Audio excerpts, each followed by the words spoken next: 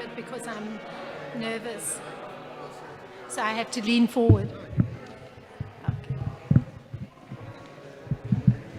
Oh, it's a little bit in my face. Sorry, it's a little bit in my face.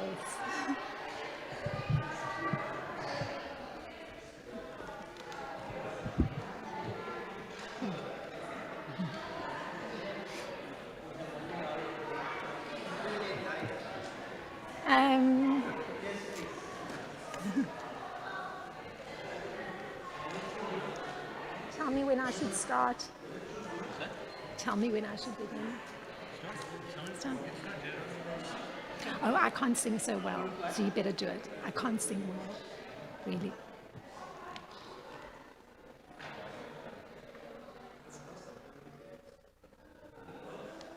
Hare Krishna, Prabhu Samataji. So we're ready for the next session. This is called Anartha Nivritti, and we have 4 wonderful devotees. Her Grace Krishna Archana Mataji, His Grace Yamuna Jivana Prabhu, His Grace Gokulananda Prabhu, and His Grace Nityananda Prana Prabhu. So kindly everybody be ready. Thank you so much. Hare Krishna.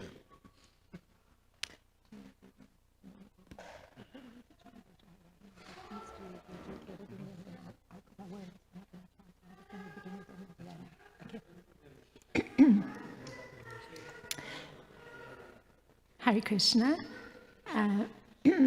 So I'll just pay my respectful obeisances and then begin.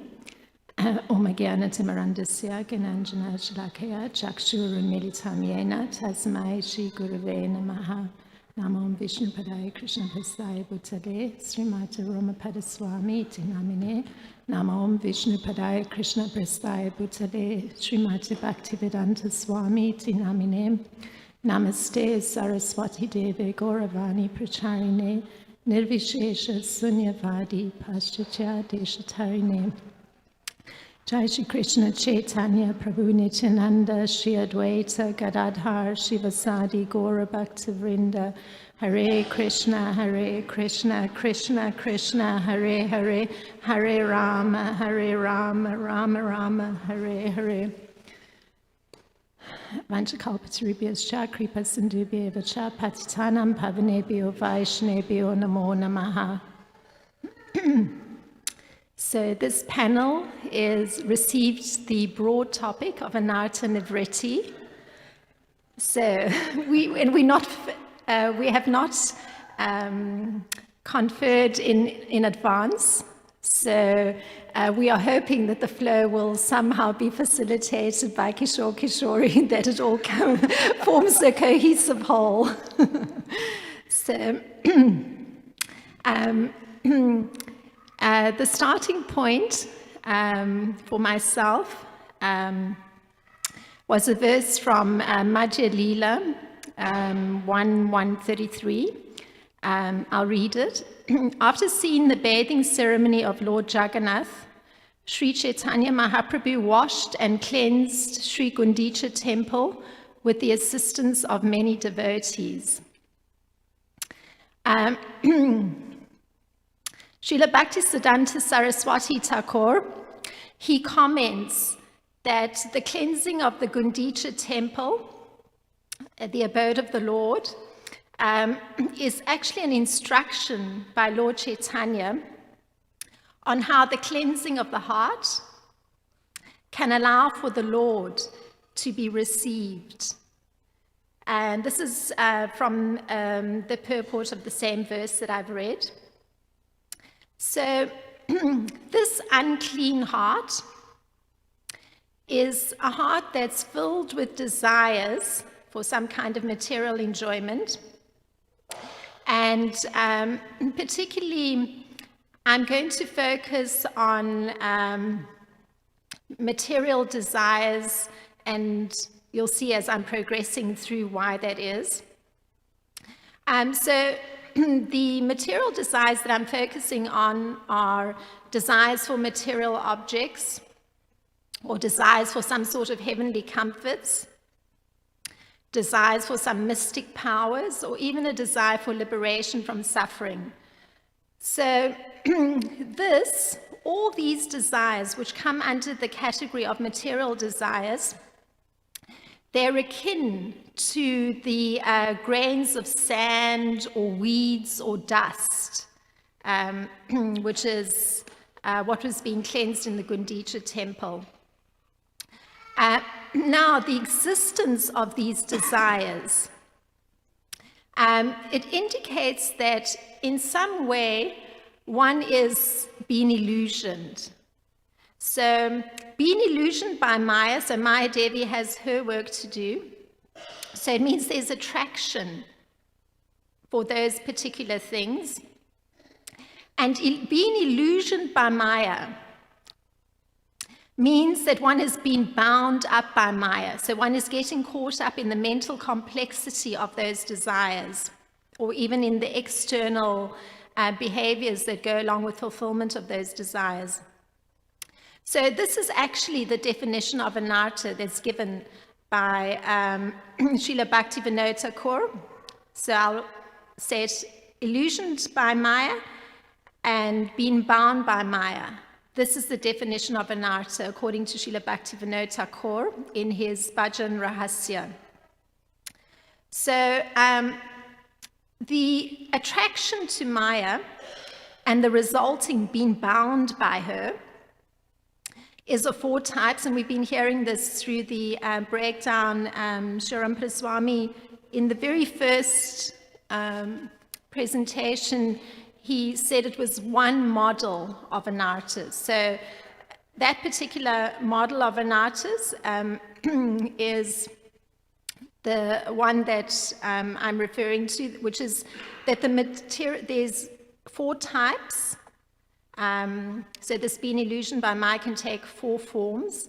So there's material desires, which is the category that I'm going to be focusing on. So the material desire anartha, it's called Trishna.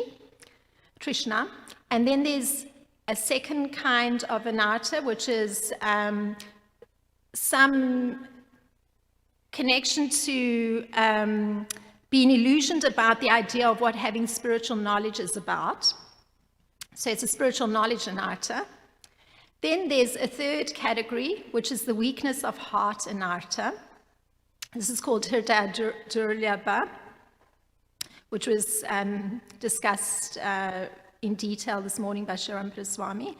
And then there's the whole category also discussed this morning, the 4th kind of anartha, which is the offense anartha, the aparads. Now, in focusing on the first category, which is the one I'll do in this presentation, which is the material desire anartha, naturally, if there's a need, which is the indication from Srila Bhaktisiddhanta Saraswati Thakur, that there's a need for cleansing. So if there's a necessity for cleansing those desires for some kind of material enjoyment, it's because those desires for some material enjoyment, the objects or comforts or some mystic powers, those are working in tandem with the activities of devotional service. So you've got the 2 running together. So now, this is an interesting thing. If you've got material desires running alongside devotional service, because we want to consider basically what is devotional service, or what's the definition of devotional service. And that definition is actually that devotional service is free from any obstruction. And that it also should really be performed without any incentive. And this is where the interesting thing is, because the material desires don't necessarily infringe on the practice of bhakti yoga, because bhakti yoga is free from obstruction. It can't really be impeded as such. But the material desires are running on a parallel, so we'll see how this plays itself out. So the classic definition of Bhakti Yoga is Anyabhilasita Sunyam Jnana Karmadi Anavritam Anikulyena Krishnanu Srilanam Bhaktir Uttama. So translated, that is, one should render transcendental loving service to the Supreme Lord Krishna favorably and without desire for material profit or gain through fruitive activities or philosophical speculation. So we're getting the indication that devotional service or bhakti yoga shouldn't be performed with this parallel set of material desires. At least that's the category I'm looking at. So what that translates into is that any time that as one's cultivating Krishna bhakti, and there does come to be those particular desires, it can lead to a very unfavorable attitude. And that unfavorable attitude is actually that covering of illusion. Suddenly the attitude towards bhakti yoga starts changing. So, and this is Srila Raghunath Das Goswami in his Manahas Shiksha. So those grains of sand, the weed, the dust, they increase when those desires, those material desires start increasing. And that means that one starts to look at karmic activities, meaning one starts to put a little focus on activities that are going to lead to a specific result. Or one starts to look at jnana, which means you cultivate knowledge with some sort of desire for a particular result. Again, it's sort of done from an empirical level. And then also one may be doing some sort of yogic practices or start giving attention to yogic practices to cultivate some sort of abilities. So, and this can be going on as one's trying to perform transcendental loving service to Lord Krishna. So this has implications, because then the desires and those aspirations, because that's all sitting in the mind, other than those that are allowing one to increase one's love for one's worshipful deity or one's spiritual master, you can consider those desires to actually be hypocritical. I mean, it makes sense, because on the one hand, you're trying to put all your focus on cultivating bhakti, and on the other side, you're finding that you're cultivating or even going down roads that are cultivating those material desires. So then you can say that you're running into a problem of hypocrisy. So, and Srila Raghunath Das Goswami, he packages the state that one falls into of getting illusioned or falling into the sway of Maya because one is allowing oneself to be attracted and cultivating those material desires. He puts the material desires, which is the category I'm focusing on, as actually being having different colors, like on the subtle plane. So the colors that those material desires start taking, because remembering that now we're looking at one's in a hypocritical state. So the colors that those desires start taking are deceit, hypocrisy, ignorance, dishonesty, depravity, illusion. And he takes the entire package, all those colors, and he bunches them together under one broad topic, and he calls it, it's actually just different aspects of pride. So that's what it boils down to, according to Srila Raghunath Das Goswami. Now, looking again at cultivating bhakti yoga, or that linking with the Supreme Lord through devotional service, there's actually some shelter that's been provided by, or shelter is being provided by the practice of bhakti yoga, even with those existing coverings of illusion. So even with that going on, there's still shelter being provided by Cultivating Bhakti Yoga. And I'm going to use one example that's coming from the Bhagavatam, because we've been looking at this section recently in our morning Shrimad Bhagavatam classes, so we put a lot of focus on each section we're dealing with. So Kashyapa Muni, he points to the shelter that's provided by Bhakti Yoga. So, and this is something he's saying to his wife, who's running into a problem with some of that illusion creeping in. And the illusion in her particular case, which he analyzed as her spiritual master, was her over-affection for her children or the demigods. So this is what he says to her, and it's to indicate how Bhakti Yoga is providing that shelter even though those parallel material desires are there. So this is what he says. The Supreme Personality of Godhead, who is very merciful to the poor, will fulfill all of your desires. For devotional service unto him is infallible. Any method other than devotional service is useless. That is my opinion. So the fulfillment of desires, so instead of trying to cultivate those material desires all separately and give them life, Kashyapa Muni points to stay on the path of Bhakti Yoga, because the Lord will actually fulfill all those desires. As he put it, he's infallible, so he won't let one down. So it's very interesting. So all those desires may be there, but then still the focus should remain on cultivating Bhakti Yoga.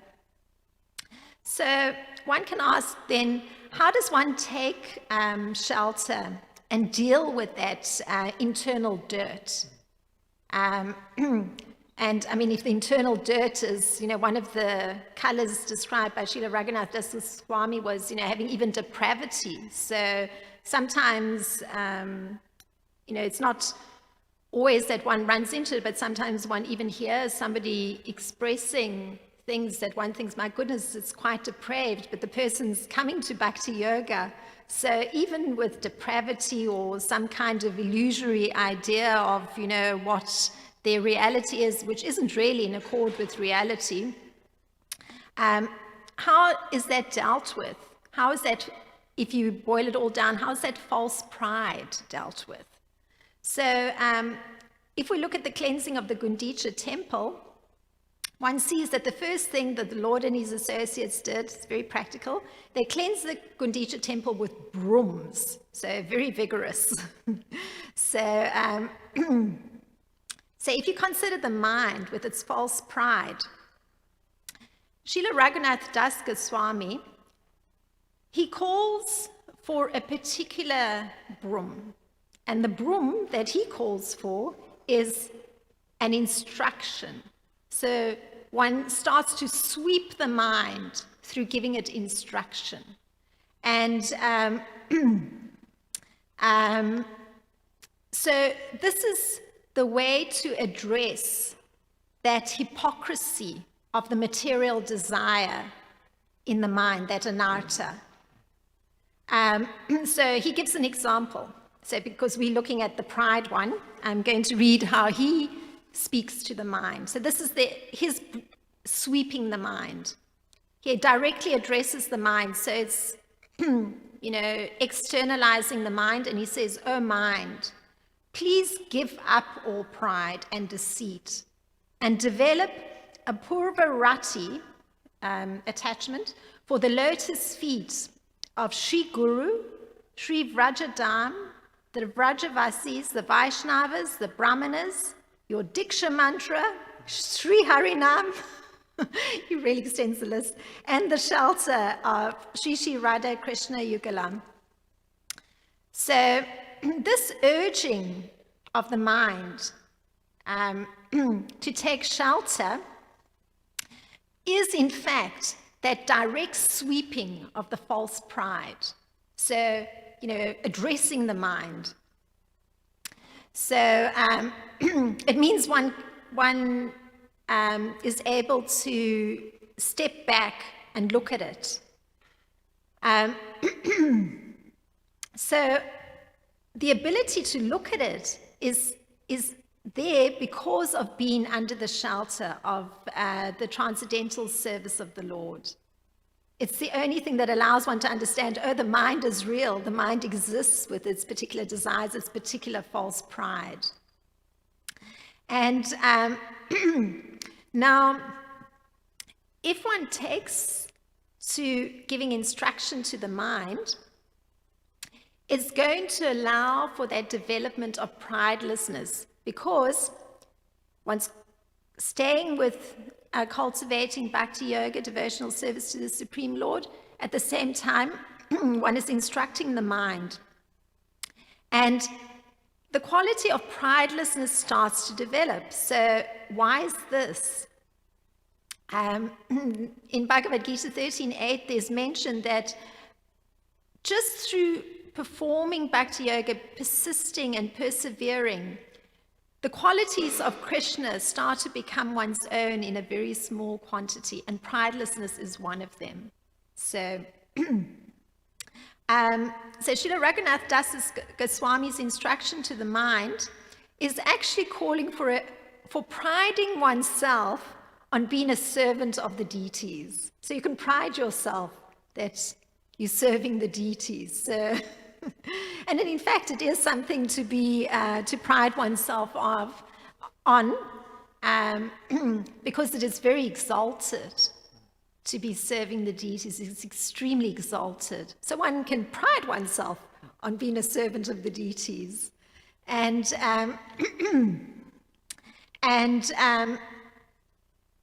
by urging the mind to fully surrender to Shri Guru, there's looking to one's Guru as the person who's bestowing the transcendental knowledge as one's pursuing the path of bhakti yoga. And that's also the personality that's going to allow for the destruction of the anartha. Because many times the instruction that's coming from the spiritual master is the one that one can also use to help to sweep the mind. Just to give a little glimpse back to the Gundicha temple. So Lord Chaitanya's cleansing of the heart to receive the Lord then comes to the final conclusion where it says, in this way, all the quarters of the Gundicha temple were completely cleansed and cleared. All quarters were cool and spotless, like one's cleansed and purified mind. So there's a correlation that Srila Raghunath Das Goswami makes. The more one's spiritual strength increases, the more the effect of one's karmic activities will diminish. So karmic activities means all those things that fall under false pride, they start to diminish. And just through pursuing the path of bhakti yoga, one gets the mercy of the pure devotees, one's spiritual master, and the Supreme Lord. And important in the whole process has to be that one has to develop attachment for the lotus feet of one's spiritual master. And attachment in such a way that one is serving him with love and devotion. So it's not merely offering respects, but genuinely serving him with love and devotion. And so it means one has to make kind of intensive endeavors towards attaining spiritual attachment. So being very conscious and monitoring the mind. And this is called atmarati. So one's replacing that push of the mind and that attachment to material objects or the pursuit of different material happinesses, or mystic powers even, with attachment to spiritual related things, one spiritual master, the lotus feet of the deities. So Atmarati is the term. If one doesn't do that, with intense endeavor, then the attachment will go towards perishable material objects.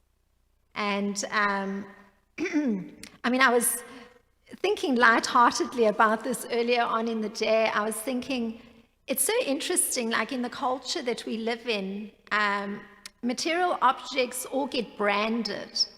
So it's a form of increasing attachment to a particular category of objects. So, one may need a particular object, but in the marketplace there'll be 4, and each of them have a branded name.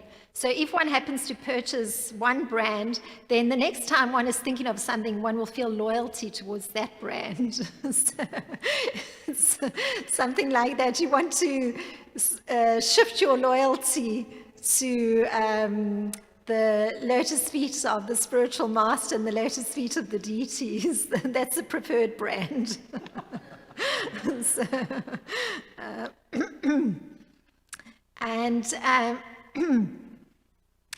then just to end it on a simple note, to give encouragement for these instructions to the mind, one can consider what's the effect of actually maintaining these anarthas, that allowing oneself to be illusioned by Maya, either via performing those activities where one wants a specific result, or even performing some yogic practices separate from cultivating bhakti yoga. I'm going to quote from Shrimad Bhagavatam, what's the effect? Even if he's adept at the process of mystic yoga, or even in the honest endeavor of maintaining his family and relatives, he must be driven by his own mental speculation and must engage in the service of the Lord's external energy. So what that's pointing to is that even if it seems very innocent, one starts to serve the material energy of the Lord's. One starts to serve Maya if one doesn't do the careful monitoring and the careful instructing and redirect one's attachment to the proper brand. So thank you very much.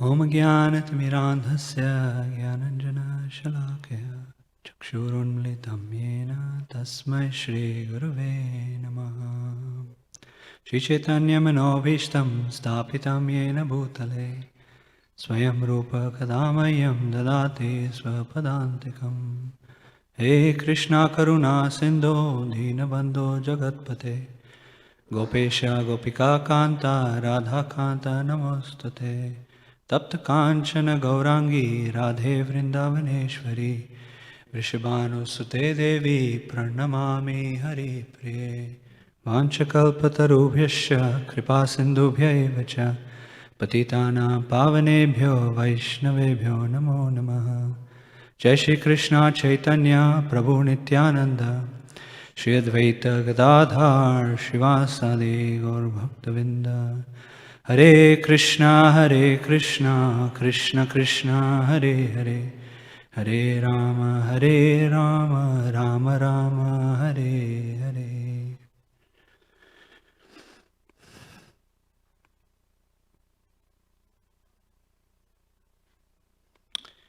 Hare Krishna. I'm compelled to say that it's a little strange for me to be sitting here because I'm all around me. I have devotees who are much more senior to me. Shastra has described that based on 4 different aspects, one should offer respect to others or consider them superior. By age, by experience, by spiritual realization, by position. So at least 3, if not all 4, the devotees around me are superior to me. So if any of you feel inclined to smack me on the head if I say something wrong, please feel free to do so. Hare Krishna. And I seek your blessings to say something useful for the wonderful Vaishnava Sangha that we have here. The topic that I chose to speak about is having recognized anartha, how do we respond to anartha? And it got reaffirmed many times during this weekend.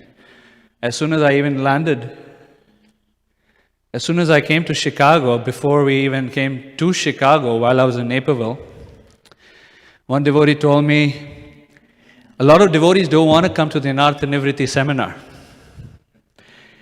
So he explained. He said, because people are scared.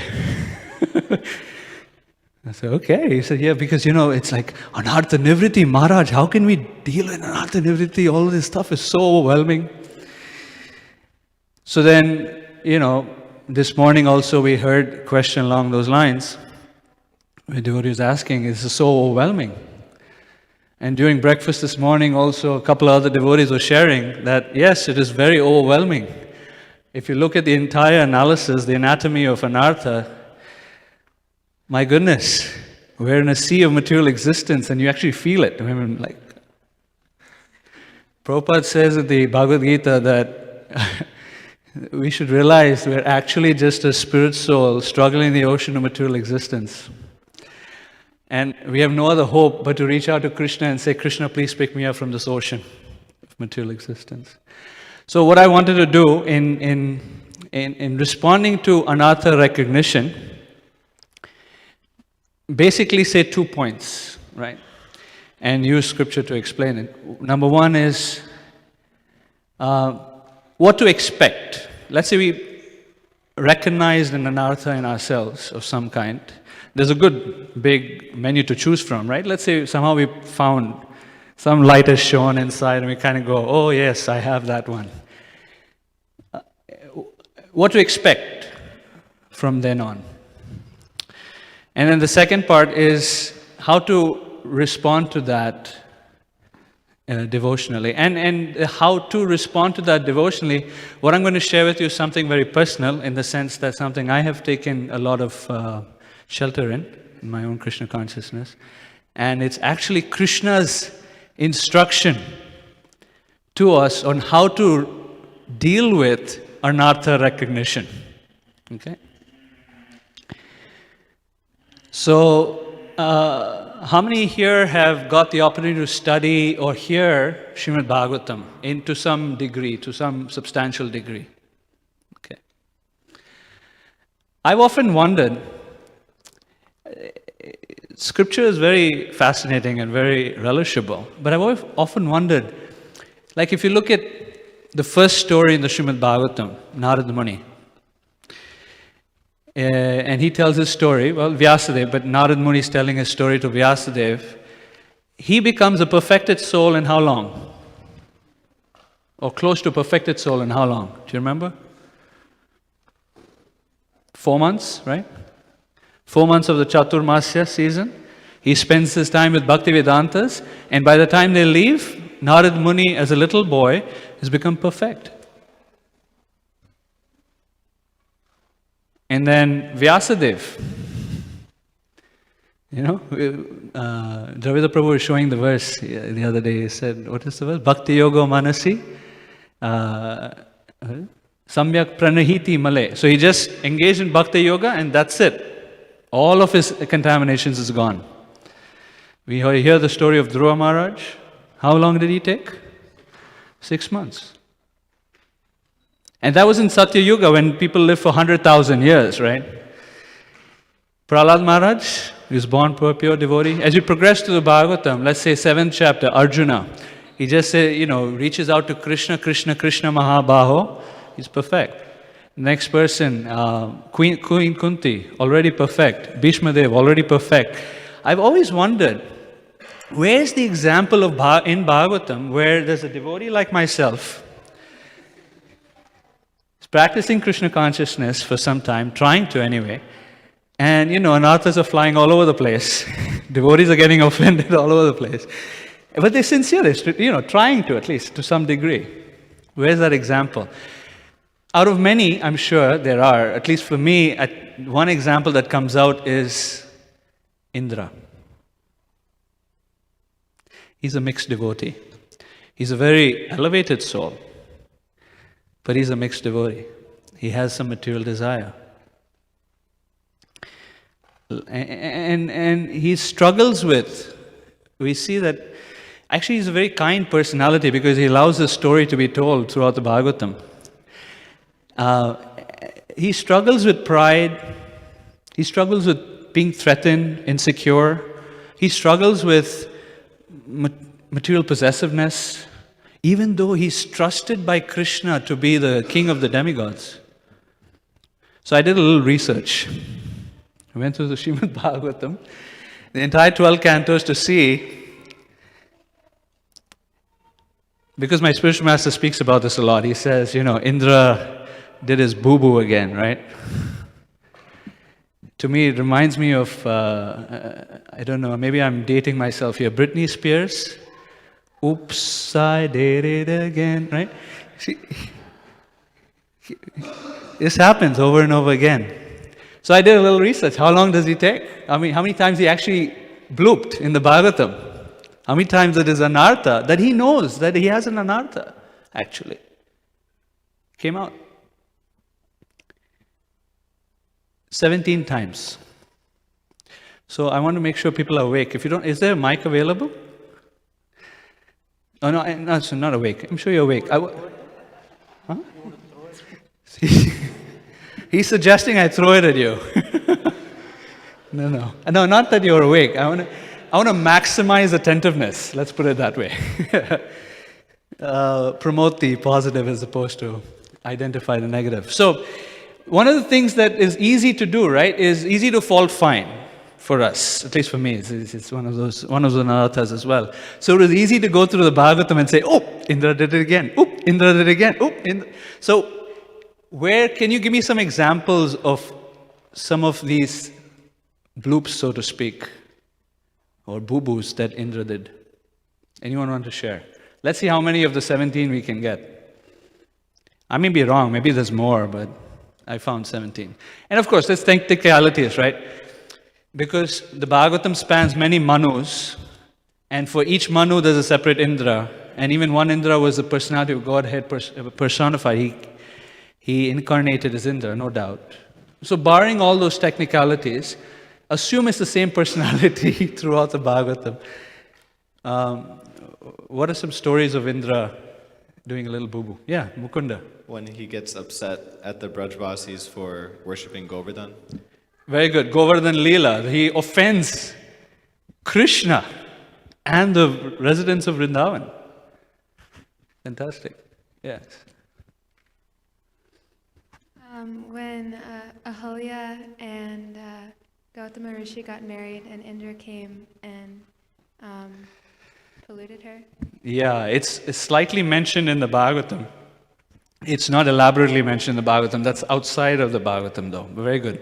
Yes. And where Indra obstructs 100 yajnas which Prithu Maharaj tries to do. Very good. Yeah. So he obstructs Prithu Maharaj's. So Prithu Maharaj was doing 100 horse sacrifice. He was in the 99th horse sacrifice, and Indra is known as the person who's performed 100 horse sacrifices.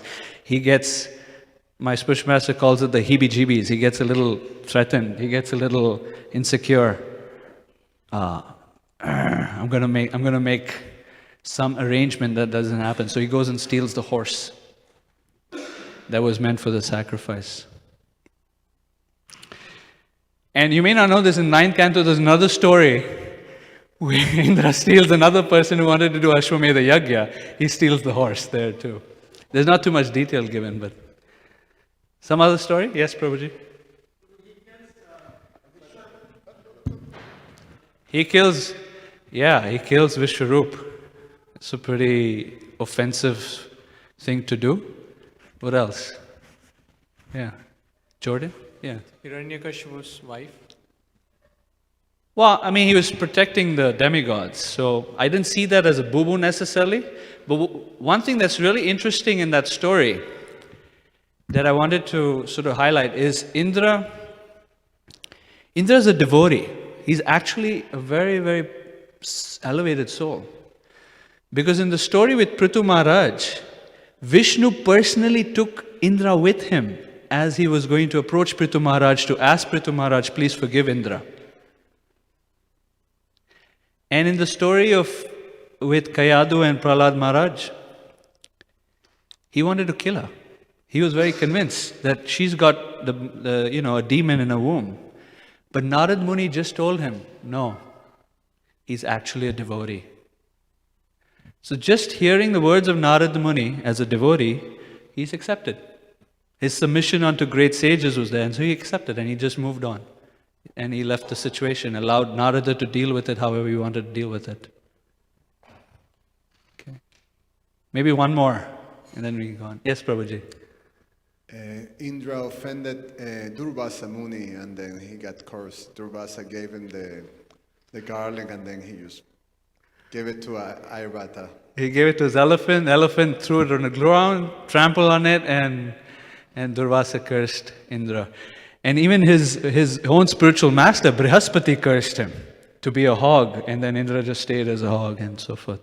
So there are many stories in the Bhagavatam. I'm not going to go through the entire list. I only have half an hour.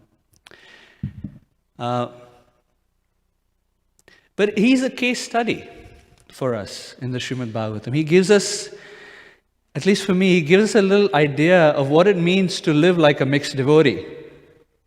And one of the things, so my first point that I wanted to make was that if there's some anartha that we recognize within us, the expectation should be, even though we're sincere in trying to remove it, the expectation should be it's going to come out again. And it's going to come out again, and it's going to come out again. Not that we should say, oh, yeah, it's going to come out again, why not? Just let it come. Hey, devotee, pride, offense, envy, yeah, no problem. No, but the realistic fact is, unless we're very elevated like Narada or Prahlad or Dhruva, who gets pure like that, it's going to take us some time, and it's going to keep coming.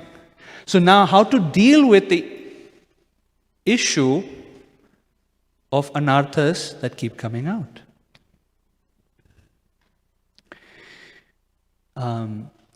Maharaj yesterday showed a picture of Daksha and how Daksha offended Shiva and God lost his head. And what did he do? He recognized. If you read his prayers, they're almost like prayers to Lord Shiva, is very, very pure-hearted kind of prayers and seeking forgiveness, and he's really wishing for elevation. But the problem is that tendency wasn't completely removed, and in the next life, as Daksha part 2, he offended Narad Muni again. That same offensive mentality came out again. In other words, oops, I did it again. I remember when we were hearing the story one time in a class in St. Louis, so I asked my spiritual master, because I was feeling overwhelmed, I was feeling fearful, I was feeling, oh my goodness, look at our heart. How is it that we're ever going to make progress if these things are in dormant condition, they come out again, and Hare Krishna. So I asked him, where is our protection from something like that? So he looked me straight in the eye, and with intensity of words, he said, therefore you should take shelter of Shrimad Bhagavatam. So I'm trying. And I want to share with you a little section of Shrimad Bhagavatam where Krishna very kindly gives us a wonderful message of how to deal with this idea of anarthas that keep coming out. Okay? So you have 20 seconds of yawning, getting up, standing up, walking around, do whatever you like for me to get the board, and I'll be back.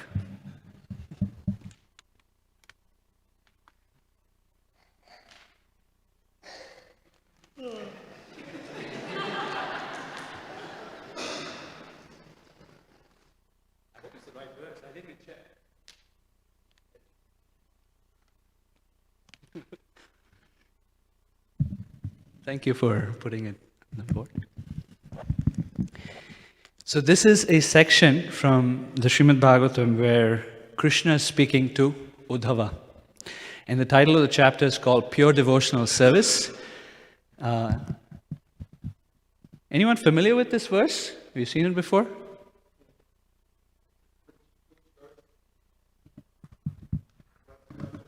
Oh, it's not there? Sorry. 11, 20, 27, and 28. Okay.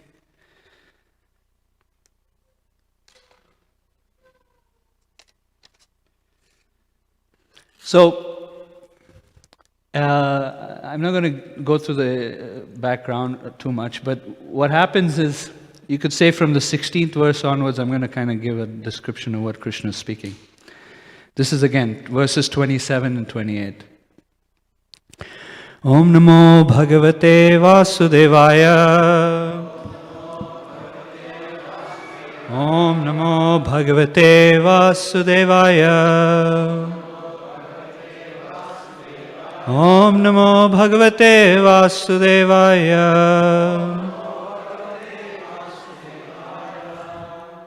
So Uddhava is asked very pertinent questions about progression in Krishna consciousness. And Krishna is very kindly responding. So beginning from the 15th or 16th verse, Krishna begins to say that the material body that we have is very special. Even though it's dying at every moment, this material body is a means by which we can perform bhakti. And this Krishna is speaking. Kishore is speaking. Oh, Kishore is saying that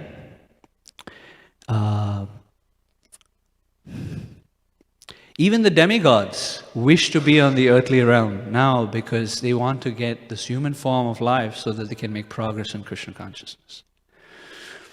So it's very special. And today is a new year, right? The first day of 2017. And Krishna says, day by day, as each day passes, your body is deteriorating. So don't waste time. Take advantage of this human form of life and become Krishna conscious. Take up this process of Bhakti Yoga. In text 18, he uses this word, nirvinnaha. It's here. You see it here? The second line, the first word, nirvinnaha. Nirvinnaha means being disgusted or completely being detached from, like nirvina.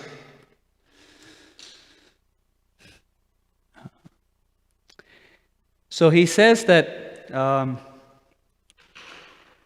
those who become nirvina about the material world, they're disgusted with material desires and so forth. They attempt to control their senses. So follow 4 regular principles, etc. Things like we do. And then Krishna then recommends, you carefully try to control the mind and bring it back. I'll go there because it's a very nice message he gives there. This is text 19. Krishna says, whenever the mind, being concentrated on the spiritual platform, is suddenly deviated from its spiritual position, one should carefully bring it back under the control of the self by following the prescribed means. Does that remind you of a verse in Bhagavad Gita? Krishna says the same thing, doesn't he? Yato nischalati manaschanchalam asthiram. So wherever the mind goes, because of its unsteady nature, you grab hold of it and bring it back. One should never lose sight of the actual goal of mental activities, but rather conquering the life air and senses and utilizing intelligence strengthened by the mode of goodness, one should bring the mind under the control of the self. This idea of control of the senses and control of the mind is essential. It's foundational to bhakti. We have to. And this is Krishna's instruction on the path of bhakti.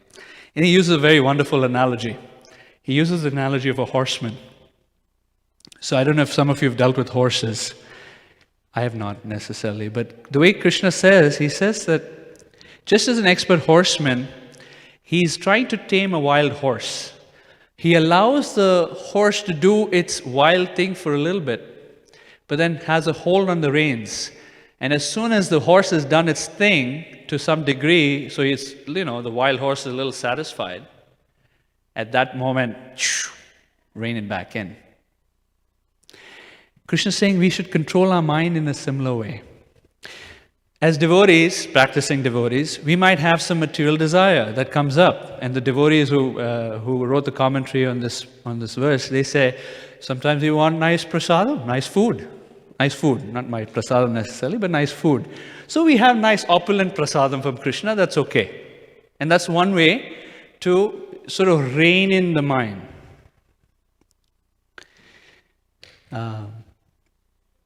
But there's some things that we cannot rein in the mind. So if the mind says, ooh, cigarettes, no, then you just tolerate and say, shut up, don't bother me, and you control the mind in that way. But there's some things where you can sort of let it go for a little bit and then rein it in. Even Bhakti Siddhanta gives the same advice in taming a mind. He says if you want to tame a mind, it's like taming a wild animal. You starve it, you starve it, you starve it, you starve it, you give it a little food. And then you starve it, you starve it, you starve it. Give it like that. The mind will come up with so many ideas. Starve it, starve it, starve it. Give it a little bit that's within the realm of, let's say, devotional service. A little prasadam, that's nice. Pizza. Or whatever. And then starve it. So that's how you can train the mind. Then Krishna gives a very important message. He says, until you have this higher taste, so many devotees have asked this question. We don't have a higher taste, right? Krishna says in the 2nd chapter of Bhagavad Gita, when you have a higher taste, you can give up your lower taste. Vishyavani vartante niraharasya dehina rasovarjam rasopyasya param drishya nivartate.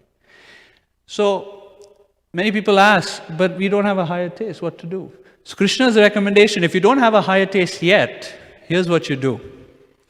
Use your intelligence and analyze through the instructions coming from disciplic succession about how this world is really one great big nonsensical illusion.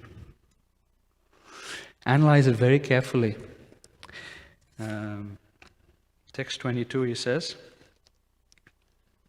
one should constantly observe the process of creation through its natural progressive function and the process of annihilation through the regressive function.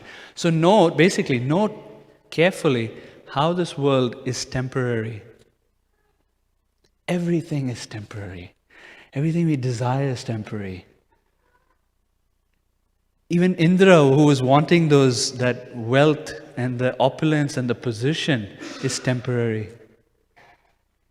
Family, society, wealth, everything, position, fame that we might receive, it's all temporary. So one should use one's intelligence. If you're not got the higher taste yet, be very thoughtful about life based on instructions from Scripture. Then Krishna goes on to say,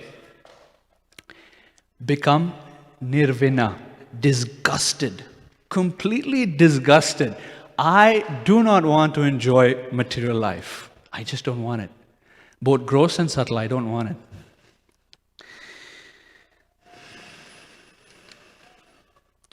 Consider again and again the nature of this world, and eventually you will give up false identification with matter. We don't have the higher taste yet, so that's his recommendation, right? And then another very important point. Along the way, we might get some attraction to something, and we say, bhakti is not working for me. I'm still being attracted to this and that. And my anarthas are flaring up, and let me try something else. Let me try Ayurveda or whatever. Some kind of psychological process or some kind of, something. Let me try something else. Krishna says, don't try any other means. Stick with the process. Then he comes to this verse that I wanted to discuss. We don't have time to read it responsibly, so I'll just chant it. Jata shraddho matkatasu nirvinna sarva karmashu Veda dukkhatmakan kaman parityagepyanishvaraha Tato bhajeta mam pritah shraddhalur dhridanishchayah Jushamanascha tan kaman dukkho darkamscha garhayan.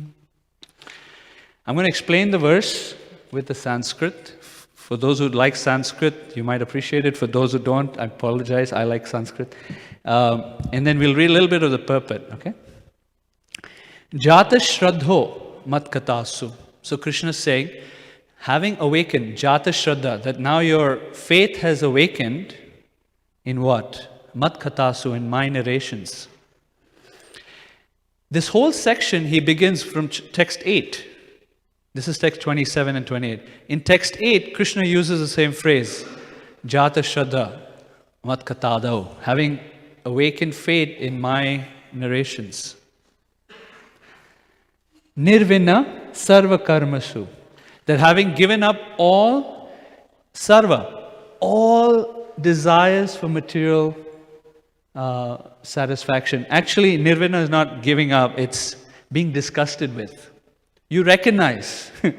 And part of the disgusted feeling is towards one's old heart, because, guess where those material desires are?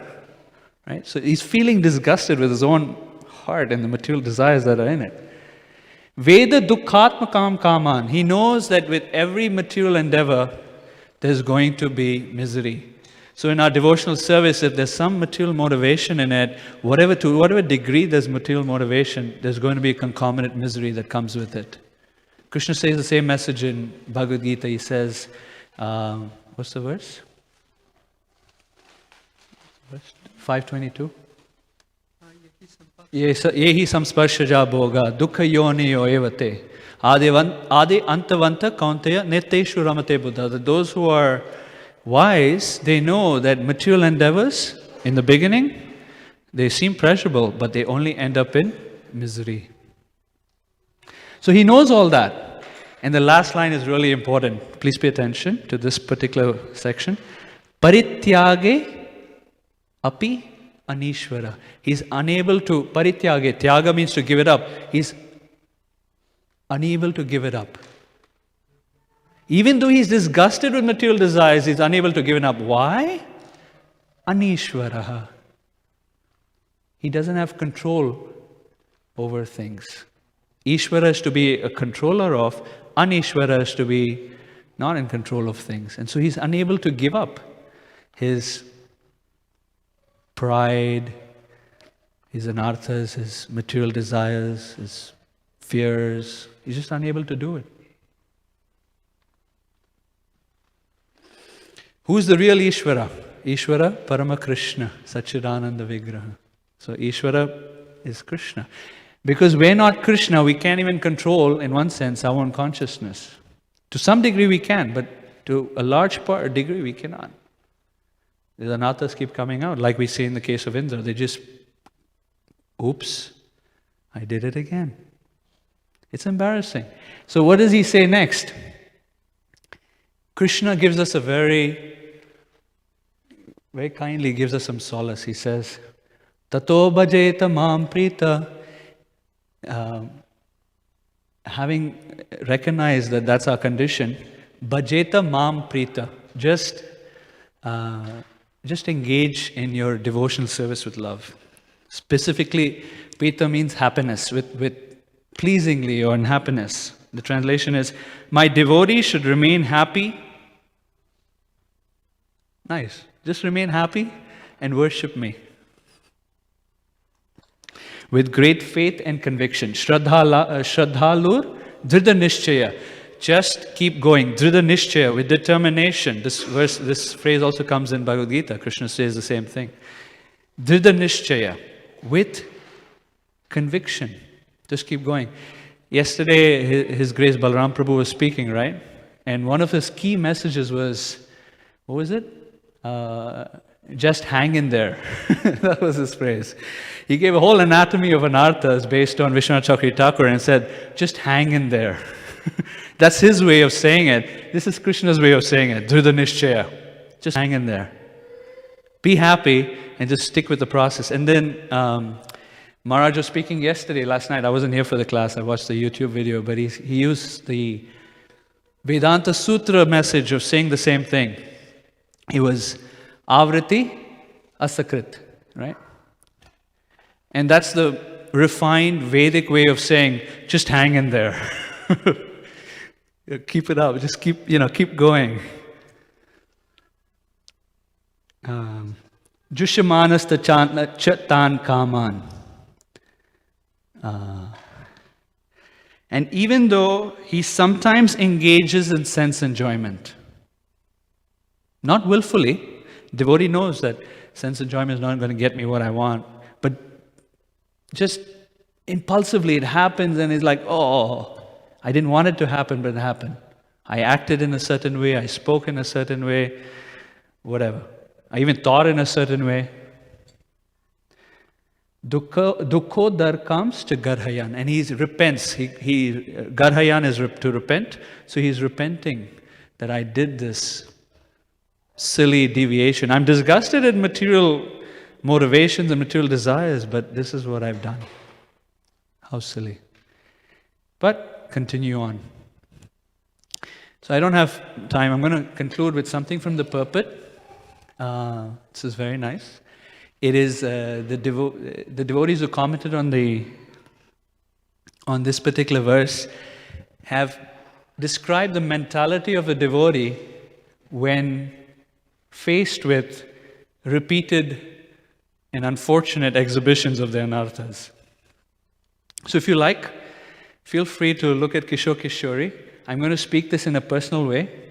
So as I'm reading this, consider yourselves praying to Kishore Kishori in that way. Okay? So feel free to look. So devotee is thinking. My dear Kishore Kishori, by my previous shameful life, my heart is polluted with many illusory attachments. Personally, I have no power to stop them. Only you, within my heart, can remove such inauspicious contamination.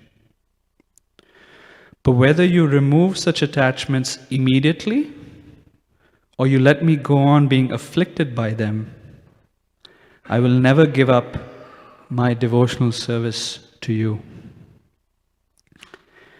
Even if you place millions of obstacles in my path, and even if because of my offenses I go to hell, I will never for a moment stop serving you. I'm not interested in mental speculation and fruitive activities. Even if Lord Brahma personally comes before me offering such engagements, I will not be even slightly interested. Although I'm attached to material things, I can see very clearly that they lead to no good, because they simply give me trouble and disturb my devotional service to you. Therefore, I sincerely repent my foolish attachments to so many material things, and I'm patiently waiting for your kind mercy. Please be merciful unto us. Hare Krishna. Shri Prabhupada ki jai.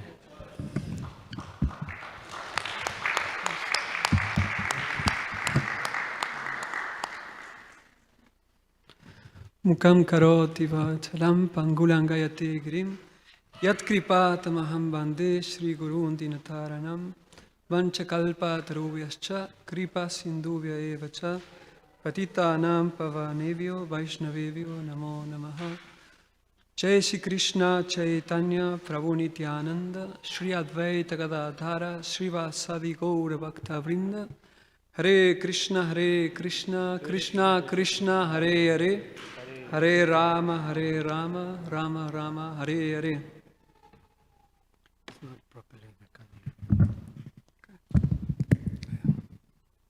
Thank you. So before I speak, following in the footsteps of Yamuna Jivan Prabhu, I request the blessings of my senior devotees and everyone to serve in a way that what I speak can be useful for you and for me. So Yamuna Jivan Prabhu was talking about the word nirvana, that we are, a practitioner becomes, at one point, becomes disgusted with over and over falling into material enjoyment. And he knows the goal is to become Krishna consciousness and develop love for God. So this is the most difficult stage in which you know the ideal, but you are not there. So that's Anartha Nivritti. And it can be uncomfortable. No? At the beginning of Krishna consciousness, we have the mercy of Uddhava, in which Vishwanatha Chakravarti Thakur described Uddhava as false enthusiasm. That we come and we are blessed with the thinking that we are doing great. We are advancing a lot. We're even advancing more than devotees who had 20 years practicing, because they are always complaining. You ask them, Prabhu, are you improving? Prabhu, this is hard.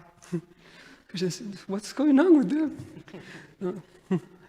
And so at the beginning, it's fine. And then we see our seniors, they are in ecstasy, also practicing Krishna consciousness, sharing with others. But in between, there are, it's accumulating a great quantity of practitioners who are still struggling with sometimes basics anarthas. So what I want to share today is related to the topic that Archana Mataji kindly spoke.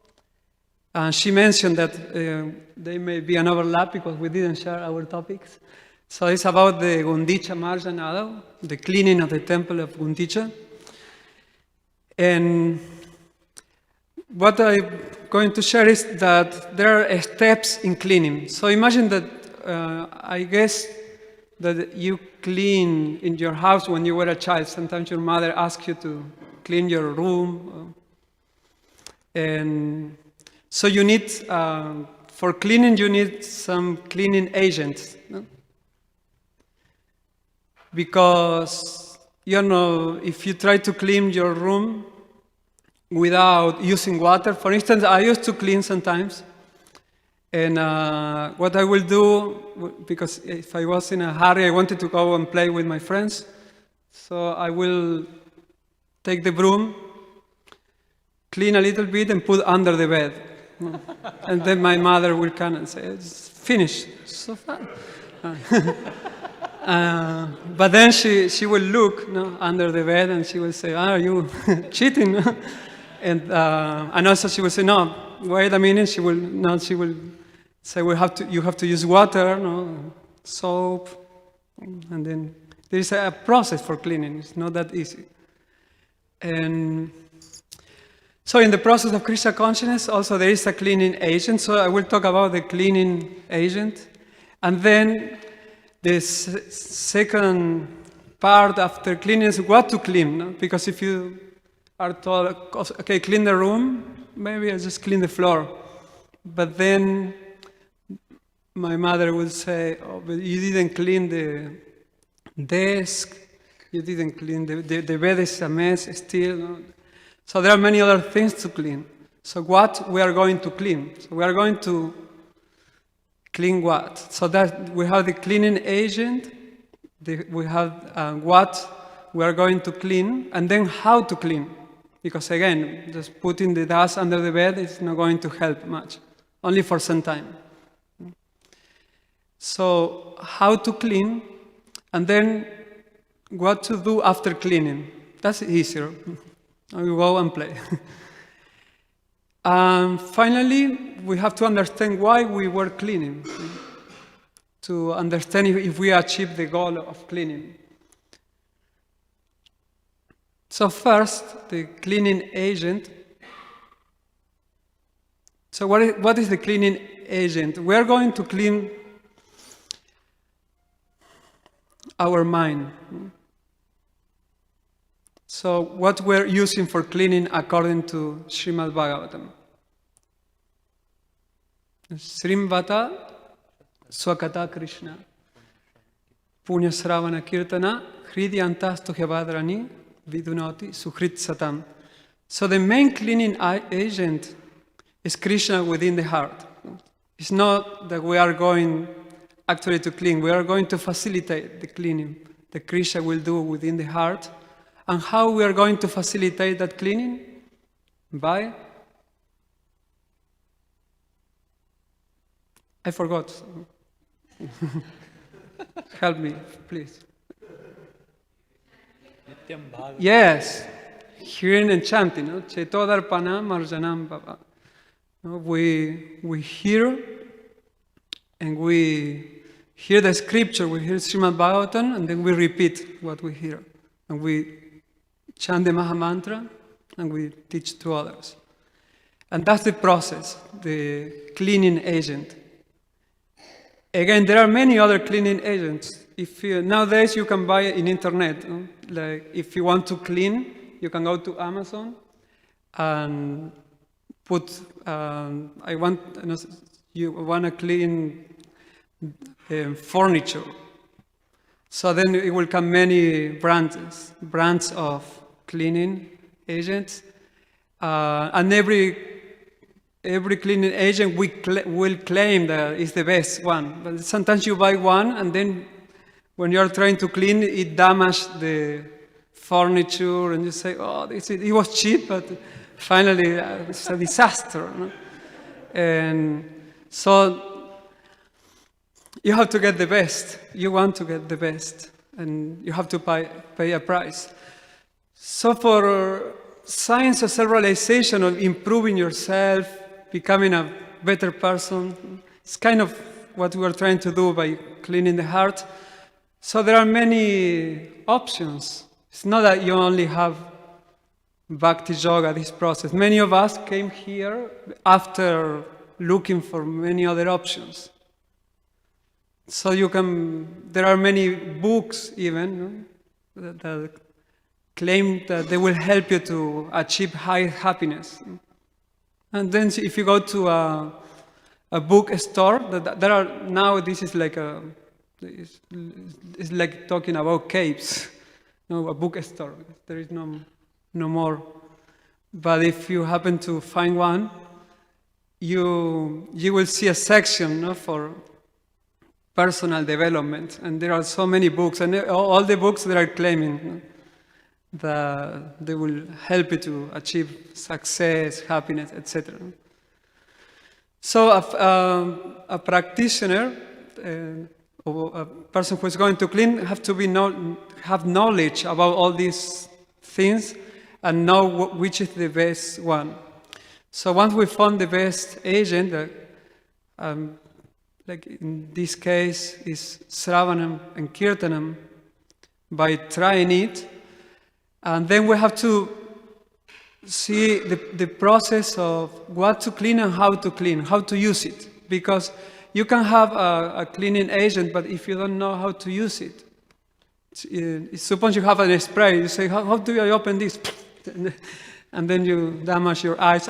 You have to call emergency.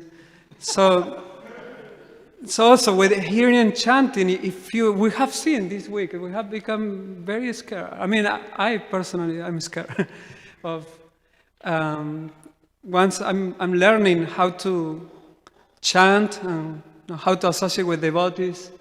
And if you're not careful, there are new anarthas that are coming that we have been learning. So I have the service of cleaning with other devotees, like Marcel and Chainitai. We are taking care of Tulsi, so we are always trying different agents, cleaning, and some ways to protect Tulsi Devi. And we got a new sprayer, and the sprayer is under pressure. So I thought I understood how to use it perfectly. So I put pressure, and then I use it a little bit.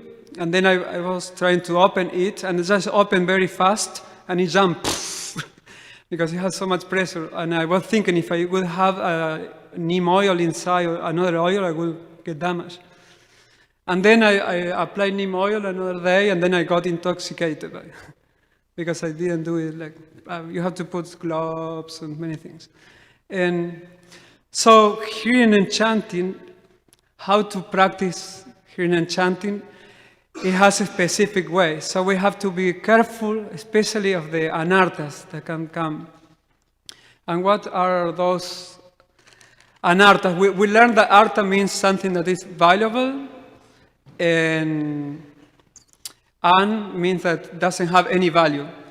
So in Krishna consciousness, there are many things that may be valuable in other settings, but within the environment of Krishna consciousness, they don't have any value. It's like if you have dollar and you go to a country in which they don't accept dollar, you may have $100, but you cannot do anything with that. So we come to Krishna consciousness, we come with our pride, and I try to do things with pride, and I always fail in Krishna consciousness. Anytime I try to use the technique that I used to use before with the devotees, it's a failure. Again, like if you try to show how expert you are in something, again, it doesn't work in this environment. So there are anarthas. So I just want to take a few minutes if we can review the categories of anarthas. To see, just to review what we have been learning. So there are 4 categories of anarthas. Who can tell me one category? From the section of Bhaktivinoda Thakur, especially Bhajana Rahasya. Pride. Okay, pride is one anartha, and it is under. There are 4 main categories that include. Yeah, those are from the Madhura Kadambini for Srila Vivekananda Chakravarti Thakur. Yes. Anartha from previous life. Yeah, that's Madhura Kadambini also. Yes, that's good. It's Madhura Kadambini. That's Madhura Kadambini also. So we're good. We're good. Yeah. So Tattva Vibrama, that's from Bhajana Rahasya. Tattva Vibrama. Then we have 3 more. Asat Trishna, then Aparada, yes, and Hridaya. Everyone remember Arjuna, no? Hridaya Daurbalyam. So we have Hridaya Daurbalyam, Asat Trishna, Aparada, and then we have Tattva Vibrama. And Hridaya Daurbalyam basically is weakness of heart, and it has 4 divisions.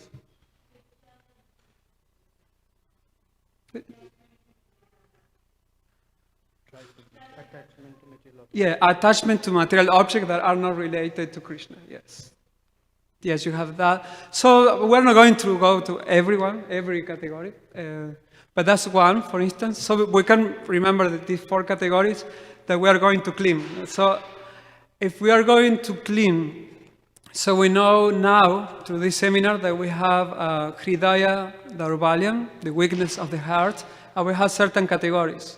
Then we have the aparadas, that we have different categories also. No? We have seva aparada, we can commit aparada with devotees, we can commit aparadas with general public, like for instance in book distribution, we get a lot of opportunity to commit aparada with other people. No? And then when you come to temple, we get opportunity to commit aparada with devotees. So we have plenty of room for this anartha, but the idea is that if we know, we can be careful. And so and then Tattva Vibrama, we have misunderstandings about ourselves, and we have misunderstanding about the Lord, and we have misunderstanding about the devotees, the process of devotional service and the goal of devotional service. And so all these categories are there for cleaning, and we have to come up with ways to deal with. And therefore we have the acharyas, like Bhaktivinoda Thakur and our spiritual master, our Siksha Gurus. But on the background of this is always the process of Sravanam Kirtanam. So there is not a moment in which we have to stop chanting or stop hearing. So at any moment that we are identifying this, we have to continue. And therefore in the Upadeshamrita, Rupa Goswami, I didn't know before what he was saying, utsaha, no? The enthusiasm, because it was easy to have enthusiasm in the beginning. No, no, you have the kirtan, you have prasana, you have the nice devotees. And then nishchaya, dairat, no, to have patience and be confident that you're going to be successful. Once you start learning about these anarthas, we may become discouraged. And then we need this advice, that we have to endeavor with confidence, because sooner or later the heart will be clean. And what we are cleaning, why we are cleaning this heart? Because who's sitting in the heart? Krishna.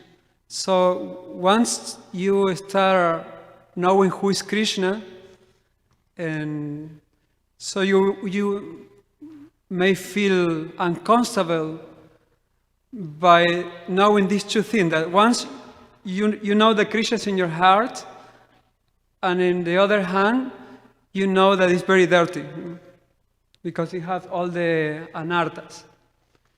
So therefore, you want to clean it so you can welcome Krishna really in a very nice place.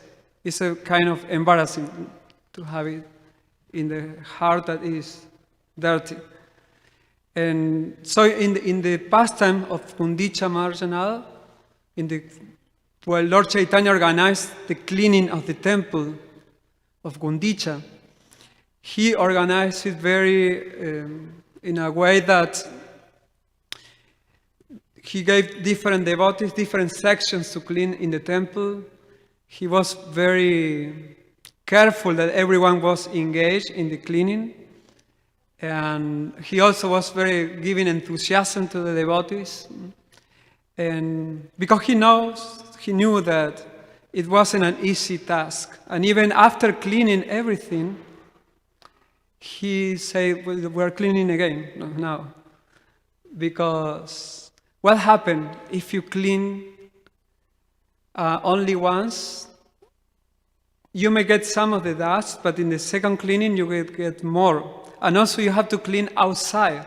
Like when they clean the temple, first the devotee focus inside, but Lord Chaitanya said you also have to clean outside. So again, like, I don't know if it happened to you, if you clean the room inside, but you don't clean after the door, there is a lot of dust, then you clean and then you open the door, there is a little air, wind, and then all the dust start coming again inside. So you have to clean inside and outside. So this is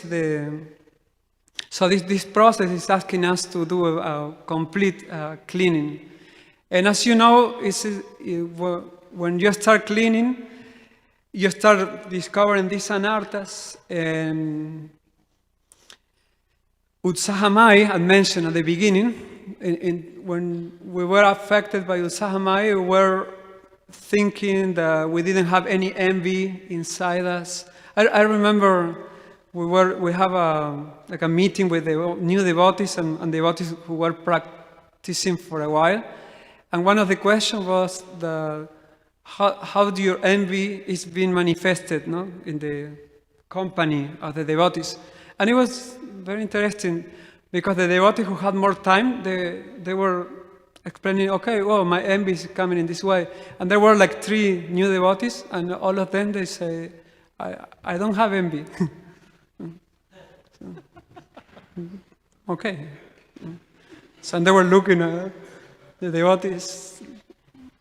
So maybe I don't have to practice this. I don't need, no. So this can be very, once you start cleaning and everything becomes more complicated than before. Before cleaning, it was bad, but after you start cleaning, it's very worst. So at this point, you cannot give up. If you give up at the point that you are cleaning, you are finished practically, because you can. It's like if you are cleaning the room. Now your mother told you to clean. So before it was more or less dirty. So you start cleaning it and you say, no, this is a mess. I cannot do it. And you leave. Then when your mother comes, she will see you make it worse. It's a disaster. So if we start the process of Krishna consciousness, and then we see that there is a lot of dirt. So, and then we say, oh no, this is too complicated. And we come back, oof. Then we made more mess, no? And even so, we leave our family, our setting, and we leave association of non-devotees like that.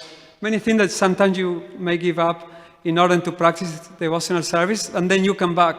And when you come back, people will say to you, like, you are worse than before. Like, do you learn? They don't want you, no? They will say, go away, because now you are very rare, no? Like, you cannot even fit with us. You eat this strange diet, and like, so there is no return. No? So either you continue cleaning, or you stop for a while and then you continue, but you cannot come back. You are not going to fit. So now we have to clean, and so therefore the advice of Rupa Goswami is be patient. Be patient, continue, have confidence, and follow the footsteps of the previous acharyas. Keep association of devotees and follow in the footsteps, but don't try to imitate. Just follow in the footsteps. So this advice, I think it becomes more relevant when we are discovering all the different levels of anarthas. So I said at the beginning, the cleansing agent, so it's Sravanam and Kirtanam. What to clean is all the different levels of anartha that we have to clean within the heart. And how to clean is we have to be very careful and follow the process, read very carefully, and get advice of other devotees, and better to practice in an environment in which we can be corrected. Like Lord Chaitanya was correcting when someone was like cleaning, like I did at the beginning. I said I was putting the dust under the bed, so they come and see. Lord Chaitanya was saying, no, you're not cleaning well, no? And he will tell another who is cleaning well, he say, okay, you teach him. No? So in our service to the deity, we also have senior devotees like Radha Raman Prabhu. He is the head pujari. No? So sometimes he will correct us. Hey, you're not doing this. Well, you have to be done this way, like that. And so how to clean. No? In association of devotees, it will be easier to clean the heart, because we can receive further instructions. And then what to do after cleaning. According to Srila Prabhupada, you just eat prasad and chant. Yeah, this is the, and basically that's it, because and what we are doing all this is just so we can take prasad peacefully and chant Hare Krishna peacefully without all the baggage that now we have and feeling like, I'm feeling guilty because, and oh, I'm so dirty. But at one point, we can become a good recipient to give the Krishna consciousness to others. And that's what Prabhupada is saying. He said, you feast by making festivals and sharing Krishna consciousness with others, and also having a great time. So therefore, this is the beginning is blissful, and the end is also blissful. And in between, so you're happy when you don't clean before, just the beginning. You're happy with the room. Oh, I love this. Then you start cleaning the room. You become distressed. You start experiencing distress, and finally you can celebrate. So, and then why to clean? To allow Krishna to sit in the heart, in a peaceful heart. So we don't give Krishna headache, although he never will have, but at least we are trying to give our best to Krishna. So these are the steps, and thank you very much. So now.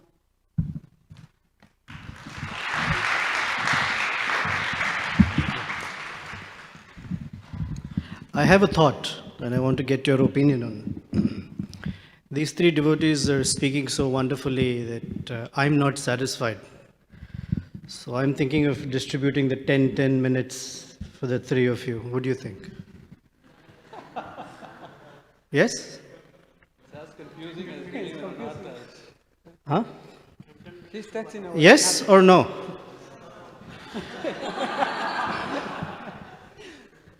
So by saying no, you have proved practically Maharaja's statement that we are attached to the source of our own misery. So be it, and you shall have it.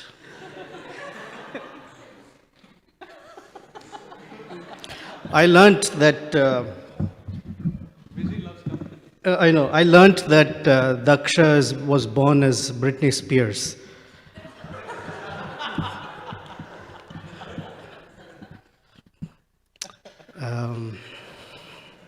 This is what he said. Anyway.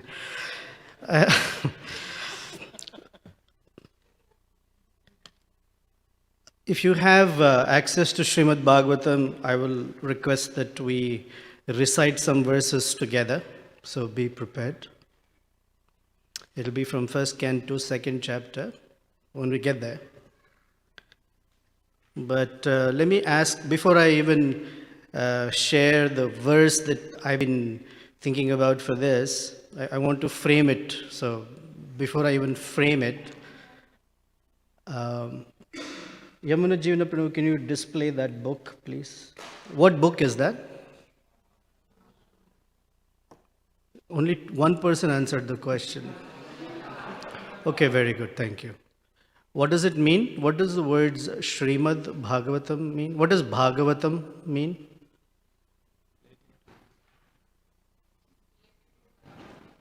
Which is related to Bhagavan. Okay? Any other? Okay. Please, I have half an hour, so you have to help me here. What does the word Shrimad mean? Please raise your hand. Don't blurt it out. I want to see.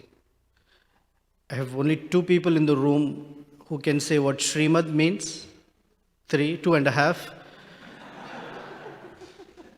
Okay. What does Shrimad mean? Beautiful. Okay. Madhumangal? Beautiful. Beautiful. Are there any other meanings? Anywhere in Bhagavad Gita does the word Shrimad show up? Chapter 10 somewhere? Last verse? No? Okay. All things beautiful and opulent. So, Shrimad means beautiful, opulent, and some more words, and I'll read for you. And then I have a question. So it means venerable, prosperous, splendid, beautiful, lovely, eminent, possessed of fortune, auspicious, illustrious, posh, decorated with insignia of royalty, pleasant, glorious, wealthy, charming. So, yeah, okay.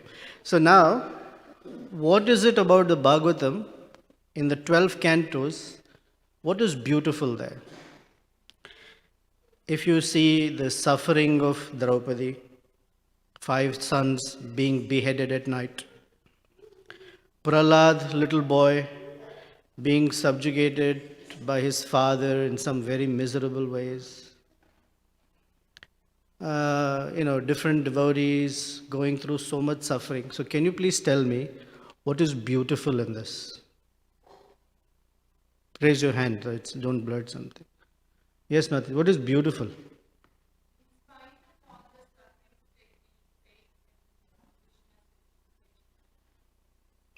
Okay? You're going to go back to these words now that you've spoken, okay? In spite of all of this, Krishna's beautiful reciprocation. Okay. What else? Is there anything that's not beautiful in the 12 cantos? The description of the hellish planets in the 5th canto. Anything else that's not so beautiful? Indra, huh? Description of Kali Yuga. Very good. Anything else that's not really that beautiful? I'm sorry, I didn't catch that. Gajendra being fighting with a crocodile. Okay. Sati committing suicide. I mean, someone would read this book is like, what is this about? There are chapters and chapters of this person had 4 sons. This son had married this woman. Then he had like 6 children. Then each of these 6 children had so many other children. They all married these people. It's like chapters after chapters of people marrying and having children. I mean, if you like it, that's great. But what is beautiful about it? So when we are talking of Shrimad Bhagavatam, we should know why it is beautiful. Any other thoughts on why it is beautiful?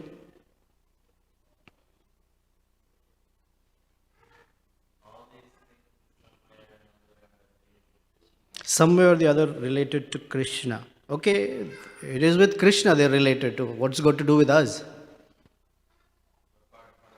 We're parts and parcels of Krishna. Okay, very good.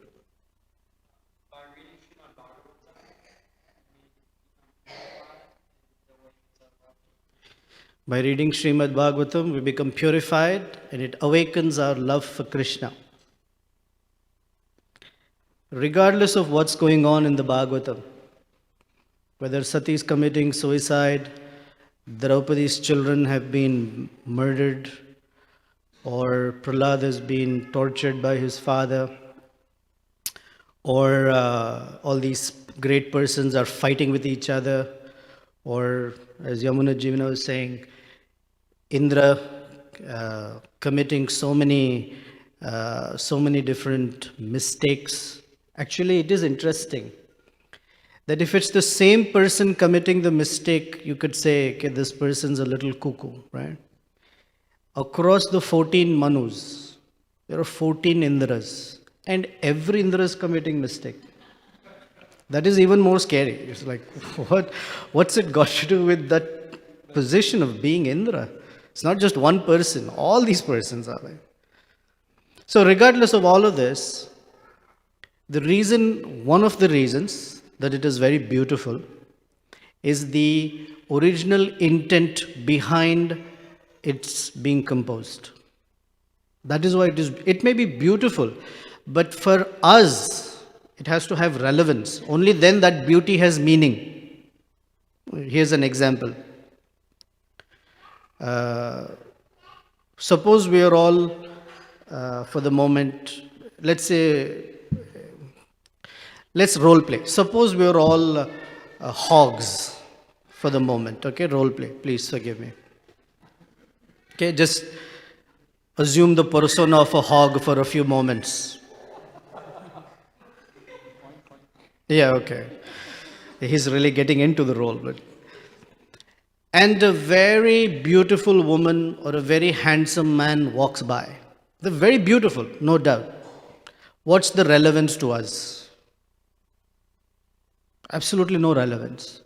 So for us, if someone says, that's a beautiful man or a woman, for us, other than oink oink, it has no meaning, right? So what does that mean? So beautiful only when it has some relevance to us.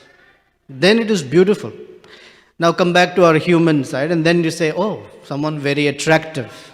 Oh, now it is beautiful for me. I can understand it. So the relevance is the most critical piece, at least in my understanding of it. So the Shrimad Bhagavatam is beautiful if we appreciate the original intent behind its composition. And that intent is in the first canto, 7th chapter, verse number 6. And before we get to that, I have some good news and bad news. The good news is I have 12 more minutes. And the bad news is I'm going to be back doing this for an hour tomorrow. So look at the schedule and find something else to do.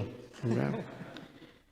Now in the two sessions, I'm going to sort of frame it in this way, that there's a very important verse that we're going to recite together, verses we're going to recite together, and then we'll come to this verse in the 7th chapter, 1st canto. So if you're Bhagavatam, let's open to 1st canto, 2nd chapter, text number 16. Yamuna Jivana and Gokulananda Prabhus, they quoted the verse after where it says, Shrunvatam Svakatha Krishna. This is a verse before that, because I believe before hearing and chanting, there has to be a precondition to it. So please, let's recite together only the Sanskrit, and then we'll pick a verse and we'll read the English.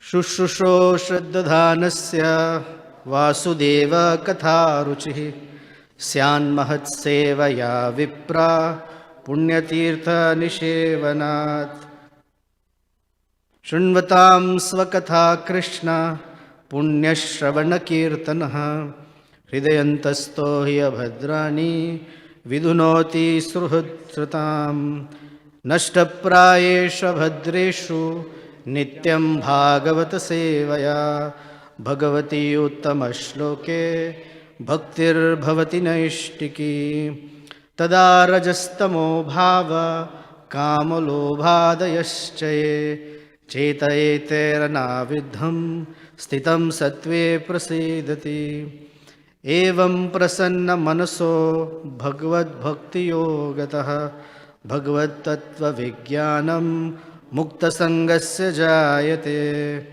Vidyate Hridaya Granthis Chidyate Sarvashamshayaha Shriyate Chasya Karmani Drishta Evatmanishware.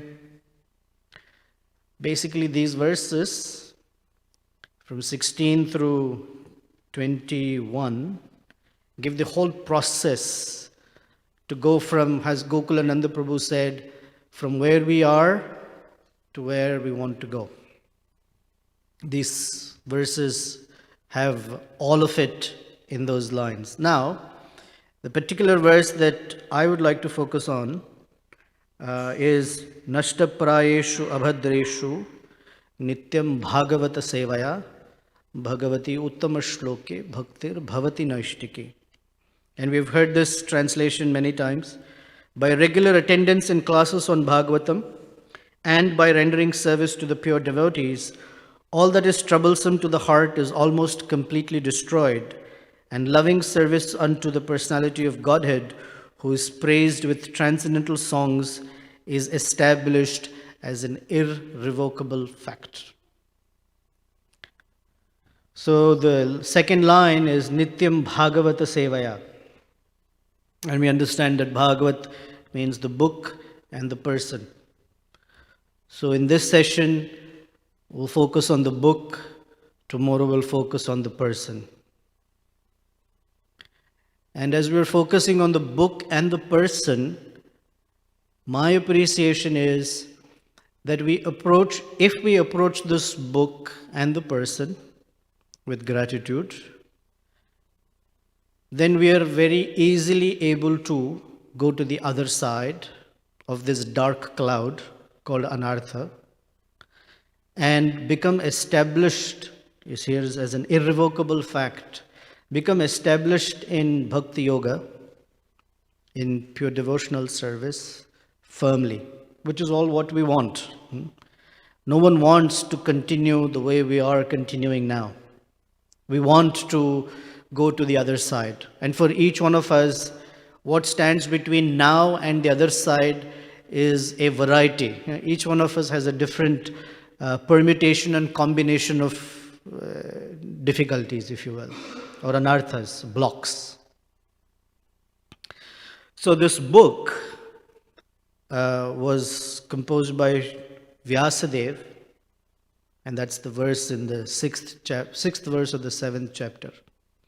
And it begins with Anartho Pashamam Sakshat. You have the verse ready? Then we can read together. Anartho Pashamam Sakshat Bhakti Yogam Adhokshaje Lokasya Janato Vidvams Chakre Satvata Samhitam. He says,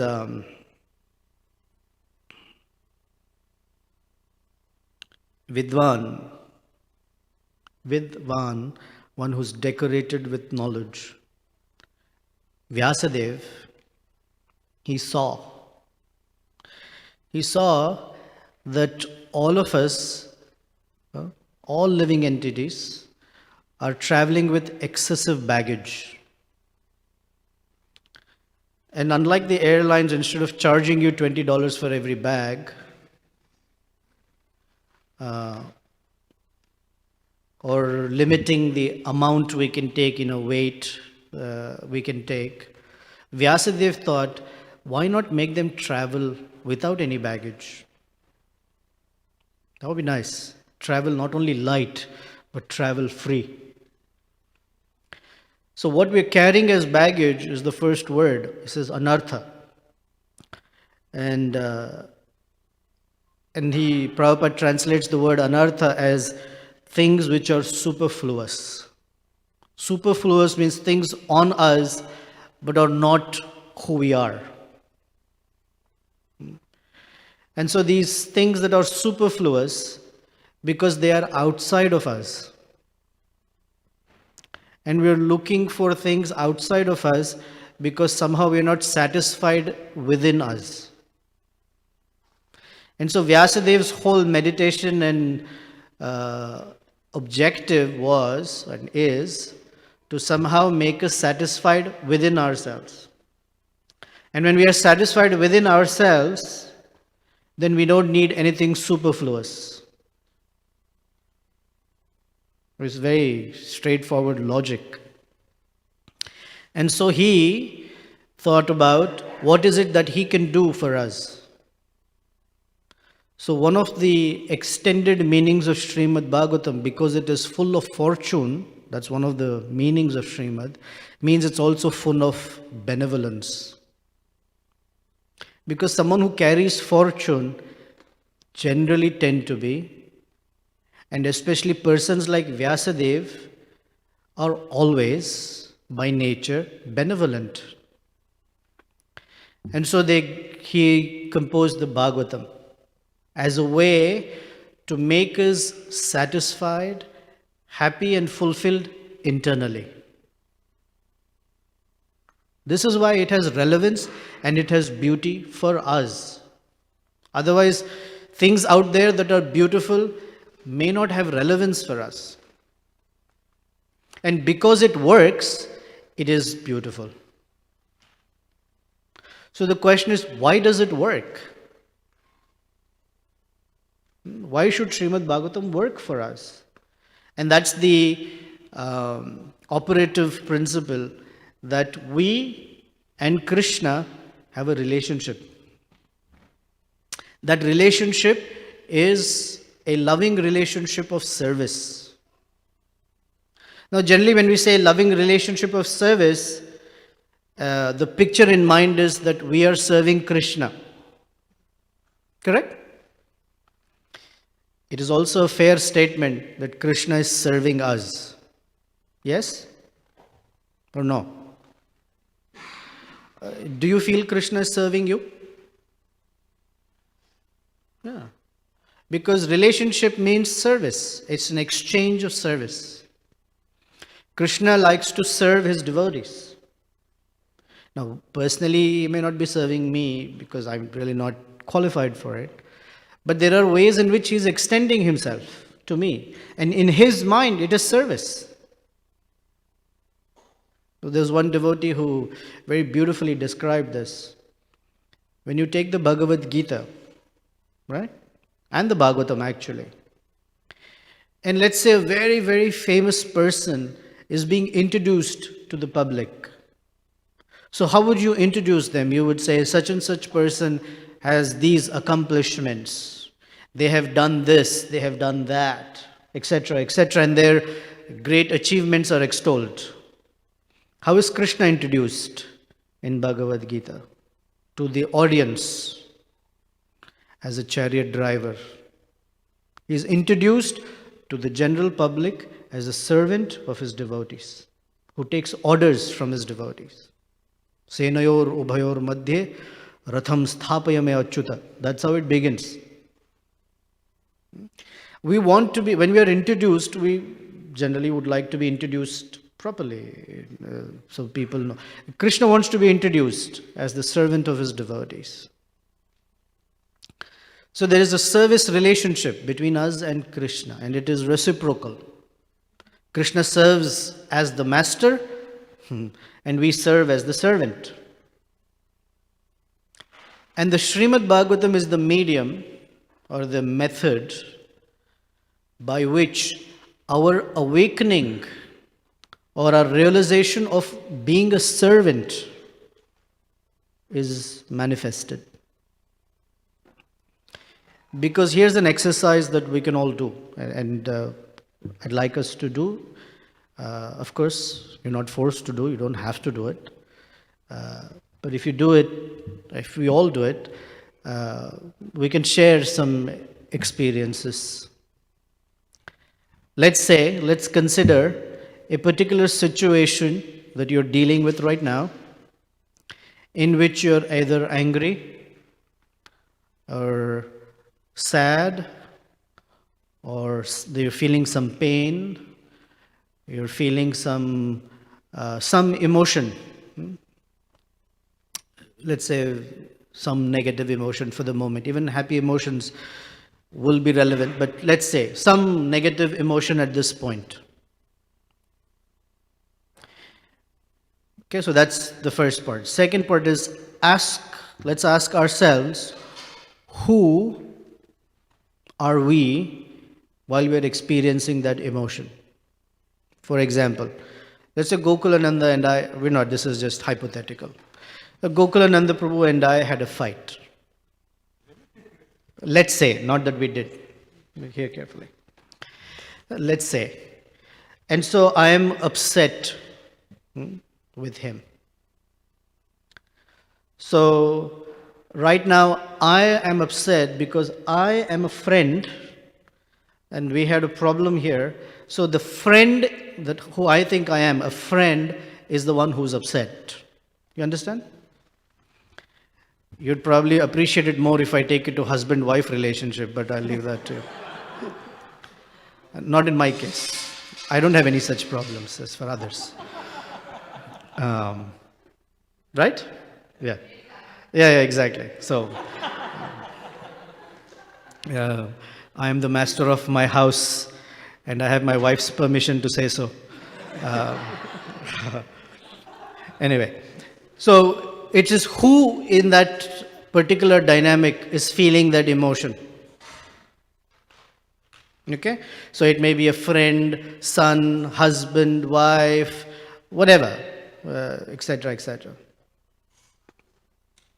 And as soon as our identity is something like this, the pain, the hurt, the anger, they all have relevance and meaning, and they're big, and we are experiencing it. Fair enough? Now, next part of the exercise.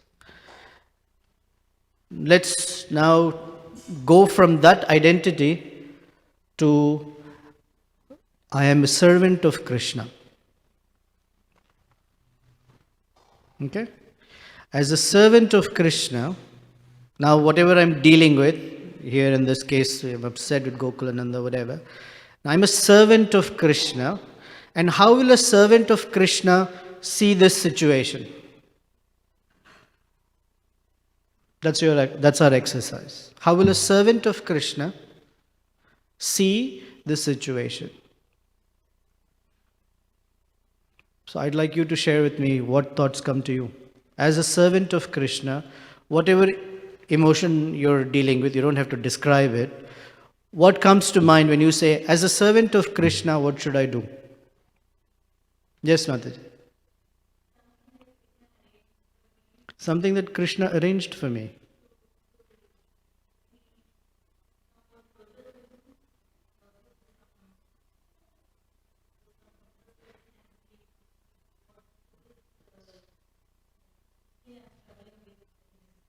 Very good.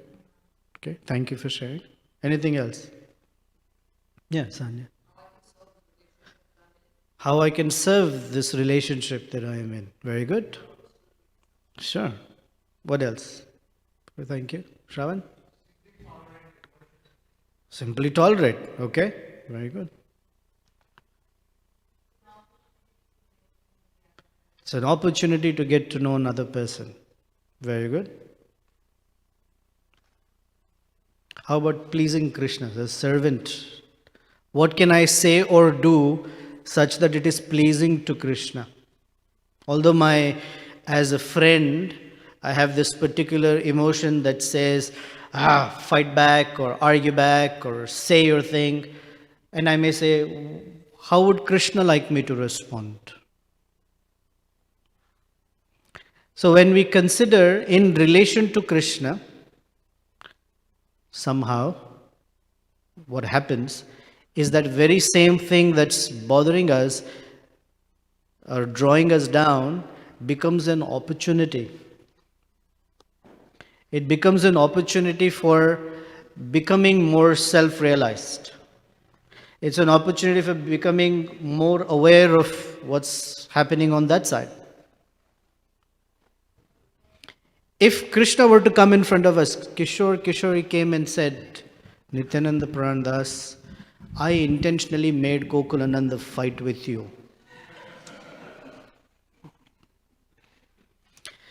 I would say, I'm going to take up Catholicism. I don't like you. Or no, I'm going to say, oh, Krishna, if you said it, I have to live with it. So seeing Krishna's presence and hand behind is always very helpful. So the whole idea is to migrate from whatever identity we have to the identity of being a servant. And that is what Vyasadeva wants for us. And what takes us from whatever identity to the identity of a servant is Bhagavatam. Therefore, Nityam Bhagavata Sevaya. That when we serve this book, Bhagavatam, how do we serve Bhagavatam? By allowing it to become a part of our lifestyle. Not lifestyle of reading it only, but a lifestyle. That's how we live. Then all the other things happen. The heart, Krishna starts to clean the heart. Because the position of a servant is the most amenable position for cleaning the heart, or the most amenable position by which one can perceive Krishna. All other identities come with the superfluous items. I am a father, I am an employee, I am a husband, I am a man, I am happy, I am sad, I am disgusted, I am hungry, I am sleepy, I am poor, I am rich. Whatever these things are, they're not in the position of a servant of Krishna. So then all these superfluous things we have to deal with. So the practice, the sadhana, is to reorient ourselves to the identity of a servant of Krishna. And therefore, this is what Vyasadeva foresaw. That people in Kali Yuga will live with an identity that is not their identity. We're all carrying an identity quite artificial than who we really are. And he wants us to start thinking and living as the servants of Krishna. And by studying Bhagavatam, it forces upon us, in one sense, forces upon us to see life through the eyes of a devotee. And he gives us a whole range. He gives us women, mothers, wives, fathers, husbands, children, animals. Gajendra was an animal. Right?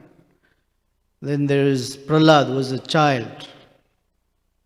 The Prachetas, they were young men who wanted to marry and have a family. The Haryashvas and Shavalashvas were brahmacharis. King Yadu was a king. The Aditi was a mother. She was going through, in this section of Bhagavatam we're dealing, she was going through something. Everyone is covered there. And it forces us to look at how they're living their lives from the position of being a servant. So it gives us the opportunity of considering, oh, that is how I'm supposed to see things. So that serving of the Bhagavatam is the gateway for becoming free of these superfluous things we're carrying around with us called anarthas. Basically, anartha means that which we have has no value. But we give it value because our identity is different from what it really needs to be. So I'm out of my time slot here. Okay. I think the next session is at what time? Is it lunch, the next session? Okay, so we have about 7 minutes. Anyone has any questions for these three devotees here? They will be very happy to answer your questions. Yolande. Thank you. I have a question for you, Prabhu, unfortunately. What time is lunch? 1 o'clock. My question is, what if we try our best to act in a servitor identity in a relationship, but the other person is not reciprocating in that way? Yeah, so Bhagavatam teaches us that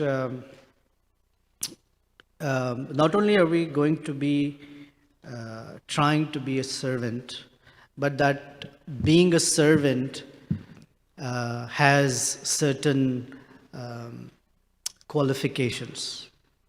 It has certain requisites. And that requisite is ahaituki, without a motivation. And the largest motivation for anyone in this world is some acknowledgement, some receiving back, something that says, oh yeah, sure, thank you. So it says ahaituki, without any material motivation, simply for the fact that I'm a servant of Krishna, and whether I receive any reciprocation back or not, I need to continue my service. Now that's a tall order, no doubt. But we are asked to practice, luckily. We're not told, be like that from tomorrow onwards. We're told, practice. Take any example in the Bhagavatam, and reciprocation doesn't come quickly. Of course, Yamuna Jivna gave examples of 6 months of Dhruva Maharaj, but what Dhruva went through for 6 months, that's no joke. Or Prahlad was being tortured by his father, and Vishnu never showed up. I've always thought about this. He never showed up. Yesterday we heard that when he was pushed off the cliff, Vishnu did not show up till he almost hit the water. It was not like, Krishna, where's Krishna? Krishna, Krishna. He didn't show up till, the very end. Or in the case of the Pandavas, he didn't show up for 13 years when they were out in the forest. And once in a while he came and said, I'm hungry. But he didn't really show up. He actually made things worse for them in that sense. But the point was no reciprocation. That's all right. The happiness is not in the reciprocation. It's the lesson for us. The happiness is not in the reciprocation. It's in the opportunity to offer service. And if you want a good reference point, Chavanamuni and Sukanya is the 8th canto? 8th canto? Yeah, 8th canto of Shrimad Bhagavatam. There is a story of Sukanya and Chavanamuni. Chavanamuni is an old man. And Sukanya, and he is living in the forest, actually he is meditating underground. And Sukanya is a princess. She never set her foot on the floor, ever. She was always carried in a palanquin. And she ate from golden plates and food that was very royal, wore great jewelry, there was diamonds and rubies. Very, very pampered princess. You want to hear the story? Is that all right? I'll speed it up so that others can ask questions and they can speak. She visits this little garden and she's looking around and she looks in the ground. There were 2 holes and something shining in those holes. And because she's a young girl, she was curious. So she took a straw and poked to see what those shining things were. As soon as she poked, blood started oozing from them. So she got freaked out. She's like, whoa, what is that? And from underneath the ground came out Chavanamuni. He was meditating. And because of his yogic power, his eyes were blazing. And he came out in a very angry mood. Who's this stupid girl who spoiled my meditation? And he was very angry. So Sukanya's father, he didn't know how to handle the sage's wrath. So he went to him and said, I'm very sorry. I'll offer my daughter to you in marriage. Can you please take you? So Chavanamuni said, all right, no problem. But apparently he was extremely irritable fellow. He would yell and shout for all the small things. He would make her life miserable and she was serving him like anything. But he was never happy with anything. One day if the food was too hot, like this is too hot. So it was cold, this is too cold. Of course, I'm embellishing the whole story. You get the point, right? It's not in the Bhagavatam like that, but you get the point. So he was very irritable. But she just went on serving him, till the point that it changed his heart. And one day he realized, oh, you've never complained. That's fantastic. And then they were very happy marriage and they lived happily ever after. Yeah, he became a young man because the Ashwini Kumars, they took him into this wonderful celestial lake and transformed his body into very youthful, and they lived happily ever after. But that's the... Okay, I'm very serious, but I'm joking. Others are laughing at me, but anyway. So in Bhagavatam, is there an example where the Prabhu or the, husband. Husband or somebody. Yeah, that species called husband. Yeah, the species called husband. Yeah. The roles have reversed and there has been an example. No, only in Kali Yuga things change from normalcy. Really? But the reason I'm asking is because I remember this Right, I story remember. being in Naperville, Preeti Mataji's house. I remember the Maharaj story. said this pastime, and there were a whole group of young women, not young, there were a whole group of women who were very disturbed because actually, practically in their life, the husbands really started, like, they expected their wives to behave and be tolerant of what. So I'm afraid Have they of met the that. Ashwini Kumaras by this time or no? Not yet. Not yet. There are some references where Kashyapa Muni and Aditi, or Diti for that matter, and Diti is in a state of anguish. And Kashyapa Muni, although Prabhupada writes he becomes weak for that moment, still the whole narration of how Kashyapa Muni was very steady in his service to Diti is described. I don't know about Prabhupada and his wife so much. Do you want to say something? It's the Bhagavatam. You're saying Prabhupada served his wife until the time that he was ready to take sannyas. You're looking for where the wife is feisty and the husband is soft? I took it very seriously. I'm thinking through all of it. Yeah, I didn't know.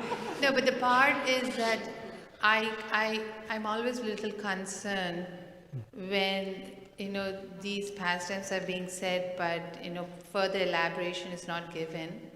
Because there are, I did come across some couples where I had to counsel after this pastime was narrated, where the husbands literally took that the wife need to serve, and tolerate all that behavior. So sometimes,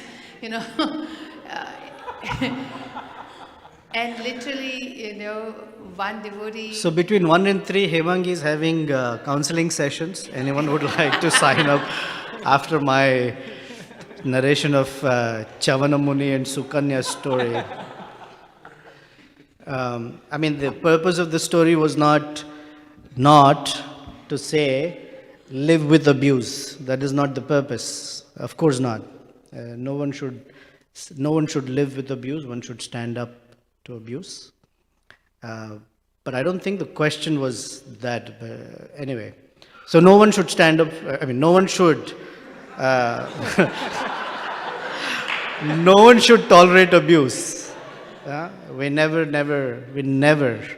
allow. In fact, we should have zero tolerance for abuse. So that said, the mood of the answer was about being a servant and being patient about Krishna's reciprocation and trying to learn to give without the expectation of taking. However, in situations where there is discontent in a relationship, despite our giving, then we can always take advice from someone else who can help. But the answer was nothing to do with continue to live with abuse. Of course not. So I just want to offer the disclaimer.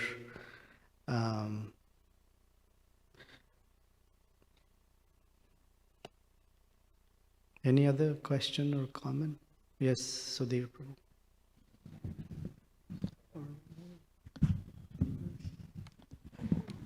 Hare Krishna, Prabhuji. I have a question for Yamuna Jivan, Prabhuji. Prabhuji, this is just a comment and wanted to have your inputs as well. So from your explanation, Prabhu, the understanding that I get is, even though we can only decide to get rid of the anarthas, but the time when they would get rid of is not in our hands, it's just up to Krishna. So just wanted to check if that's the correct understanding, and I have a follow-up question as well. Sometimes the extent of anarthas that come to light are so huge, it kind of like gives an overwhelming feeling and sort of confused on Yes. what to deal with first. Been there, done that. So just wanted to have your inputs on that as well. What to do with the overwhelming feeling? Overwhelming, and how to kind of like the order in which to work also. When many anarthas come to light. Yeah. Well, yes. My understanding is, and experience is that it's true. We can only desire, but along with desire, it should be not just a weak desire, but a desire with some determination that I will not make this mistake again, or not act from that anartha place again. Fully knowing that I'm a fallen soul and is going to come out again. So it's kind of, it's delicate in one sense, but keeping the determination, like you've read that purport in Bhagavad Gita where Prabhupada says, the mind is crazy. And so we really need determination to help the mind be controlled. And Prabhupada gives the example of the sparrow. Now the sparrow can't ever drink up the ocean. So we can't really, anishvara, we cannot really control our exhibitions of anarthas in one sense. But we should be determined like the sparrow. So there's desire, but the desire should be followed with some determination and determined action. Like we come up with a plan and we do certain things and we attack it. We study certain areas of scripture, sections of scripture that pertain to that anartha. We take guidance of how we can address that anartha. Instead of just saying, I can't really do much, Krishna, you do everything. No, we should, as a servant of Krishna, make the effort. Knowing fully well that we can't control it. And we have to wait for Garuda to come to drink up that ocean. Or at least threaten the ocean to be drunk up. Do you remember that pastime from that 6th chapter of Bhagavad Gita? No? Not really. Oh, so basically there's a sparrow who lost her, she laid some eggs and the eggs were taken by the ocean into the sea. And the sparrow was really pleading with the ocean. So for children, they've really dramatized it. So I was reading this book with my kids one time, but cutting it short. So basically the sparrow pleads with the ocean refuses to give the eggs back. So finally the sparrow says, I'm going to drink you up till you are empty and I can take my eggs back. What can a sparrow do? But determination. So then the sparrow is drinking, and Garuda, who's been advised by the demigods, this is what's happening. Garuda comes and tries to save or take care of its sparrow, and it threatens the ocean. Look, ocean, if you don't return the eggs, I'm going to drink you up. The ocean goes, okay, this is, I'm dealing with some big guys here. So then the ocean returns the eggs to the sparrow. Prabhupada then says in the end of that purport, God helps those who helps themselves. So we should desire, have determined action to follow that desire, fully knowing that it really is up to Krishna. Okay? That's first part. And as far as what should we do as order of things when we recognize the anartha? Sometimes it's overwhelming knowing that we have a lot of anarthas and clueless about how to act and where to start off with. You mean from our laundry list of anarthas, right? Yeah. Maybe the others may want to comment on this, but my perspective on that is, they're all connected. It's not like the laundry list are disconnected and you have to pick one, and then once you work on one, then you need to start working on the second one and so forth. Something that Maharaj often says is that the boat that raises, the tide that raises all boats. You start working on any one anartha actually, and the experience is that all other anarthas get uplifted or get dissolved or removed. Any one anartha, because they're all connected. And then there's some specific root ones that for us are very prominent, and we can take some help from those who know us very personally. Which one is particularly, yeah.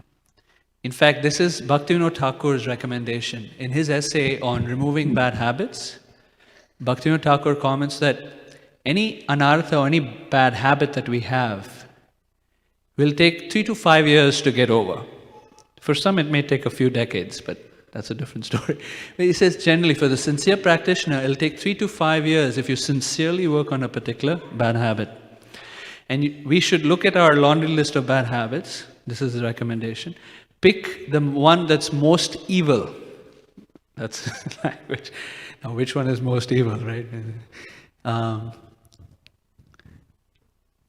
introspection, some help from devotees, and then start working on it.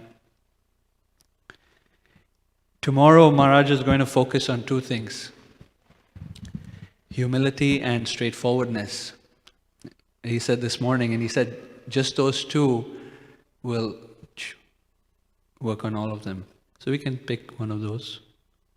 Because who doesn't have pride? And who doesn't have a little kutinati in their being, So that's there. We can work on those items.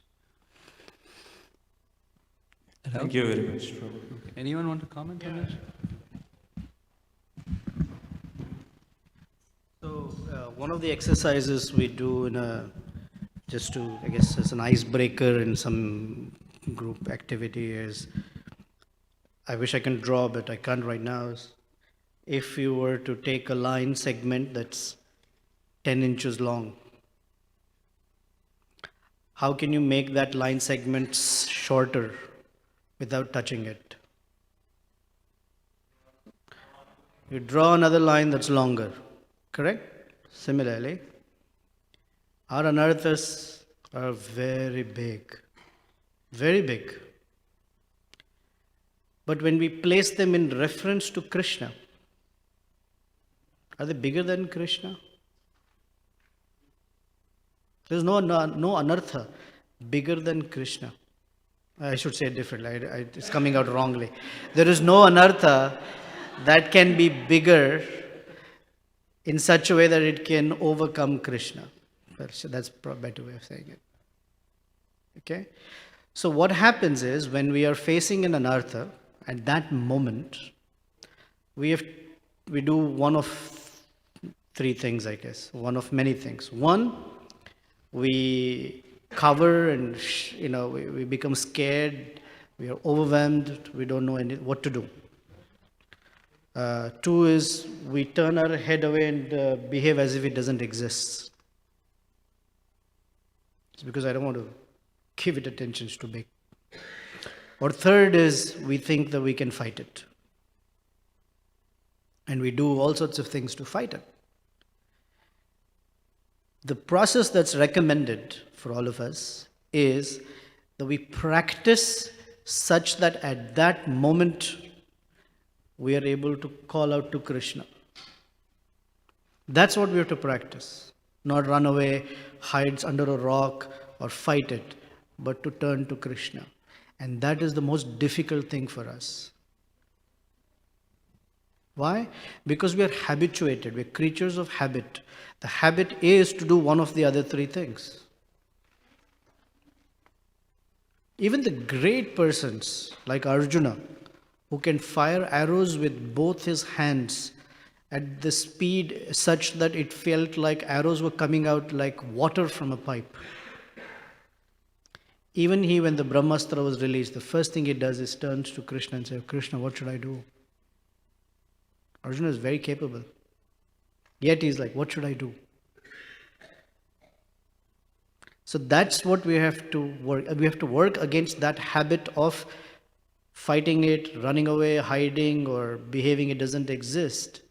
to calling out to Krishna, which doesn't come easily, so we have to practice it. That means you take that line and put it in reference to a bigger line. And therefore in Bhagavatam there is that verse that the ocean feels like water in a calf's hoof print, which is very easy to cross. Bhavam budir vatsapadam. The same ocean, nothing has changed. The ocean hasn't shrunk. Our perspective of it has changed. Now it looks very small. That can be easily crossed over. Because easier said than done. That's not, but the point is, it's the truth and the reality that we have to experience, because now we are learning how to see it in reference to Krishna. That's the practice, to call out. So tomorrow I think there's a little on this, but the story of Draupadi. It's a very instructive story. The Draupadi, when her sari was being ripped off, and on this side was Dushasana. And the Mahabharata describes that Dushasana had the strength of 1,000 elephants, which is very strong. And Draupadi has always been described as a gentle lady. So when 1,000 elephant strength guy is yanking the sari of a gentle lady, how much does it take for her to hold it back? She can't. But she's holding on with her hands. And it's not working. So she puts the sari between her teeth and holds it that way, as if that would work. That doesn't work either. At some point, Draupadi, instead of holding the sari by her hands or teeth, does only one thing. The famous painting.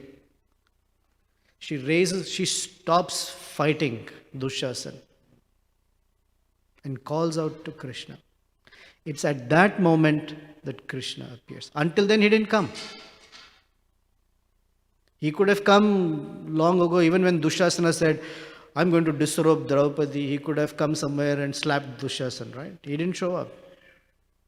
He showed up only at the point when Draupadi raised her hands up to Krishna. Until then, it's described that he let her fight because she was fighting it. That's the practice we have to learn. That's sadhana bhakti.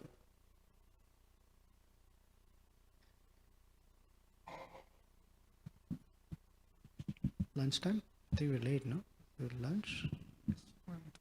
Yeah. We'll break for lunch. We'll come back and see you at whatever time the schedule says. Thank you very much. Hare Krishna. Srila Prabhupada ki jai. Serve upstairs.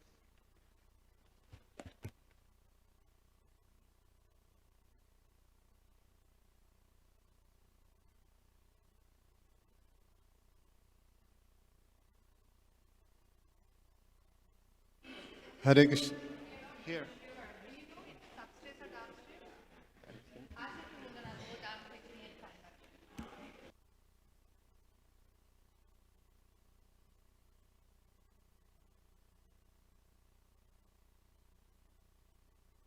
Hare Krishna devotees. So lunch is going to be served upstairs and should be starting by now. The next session is going to be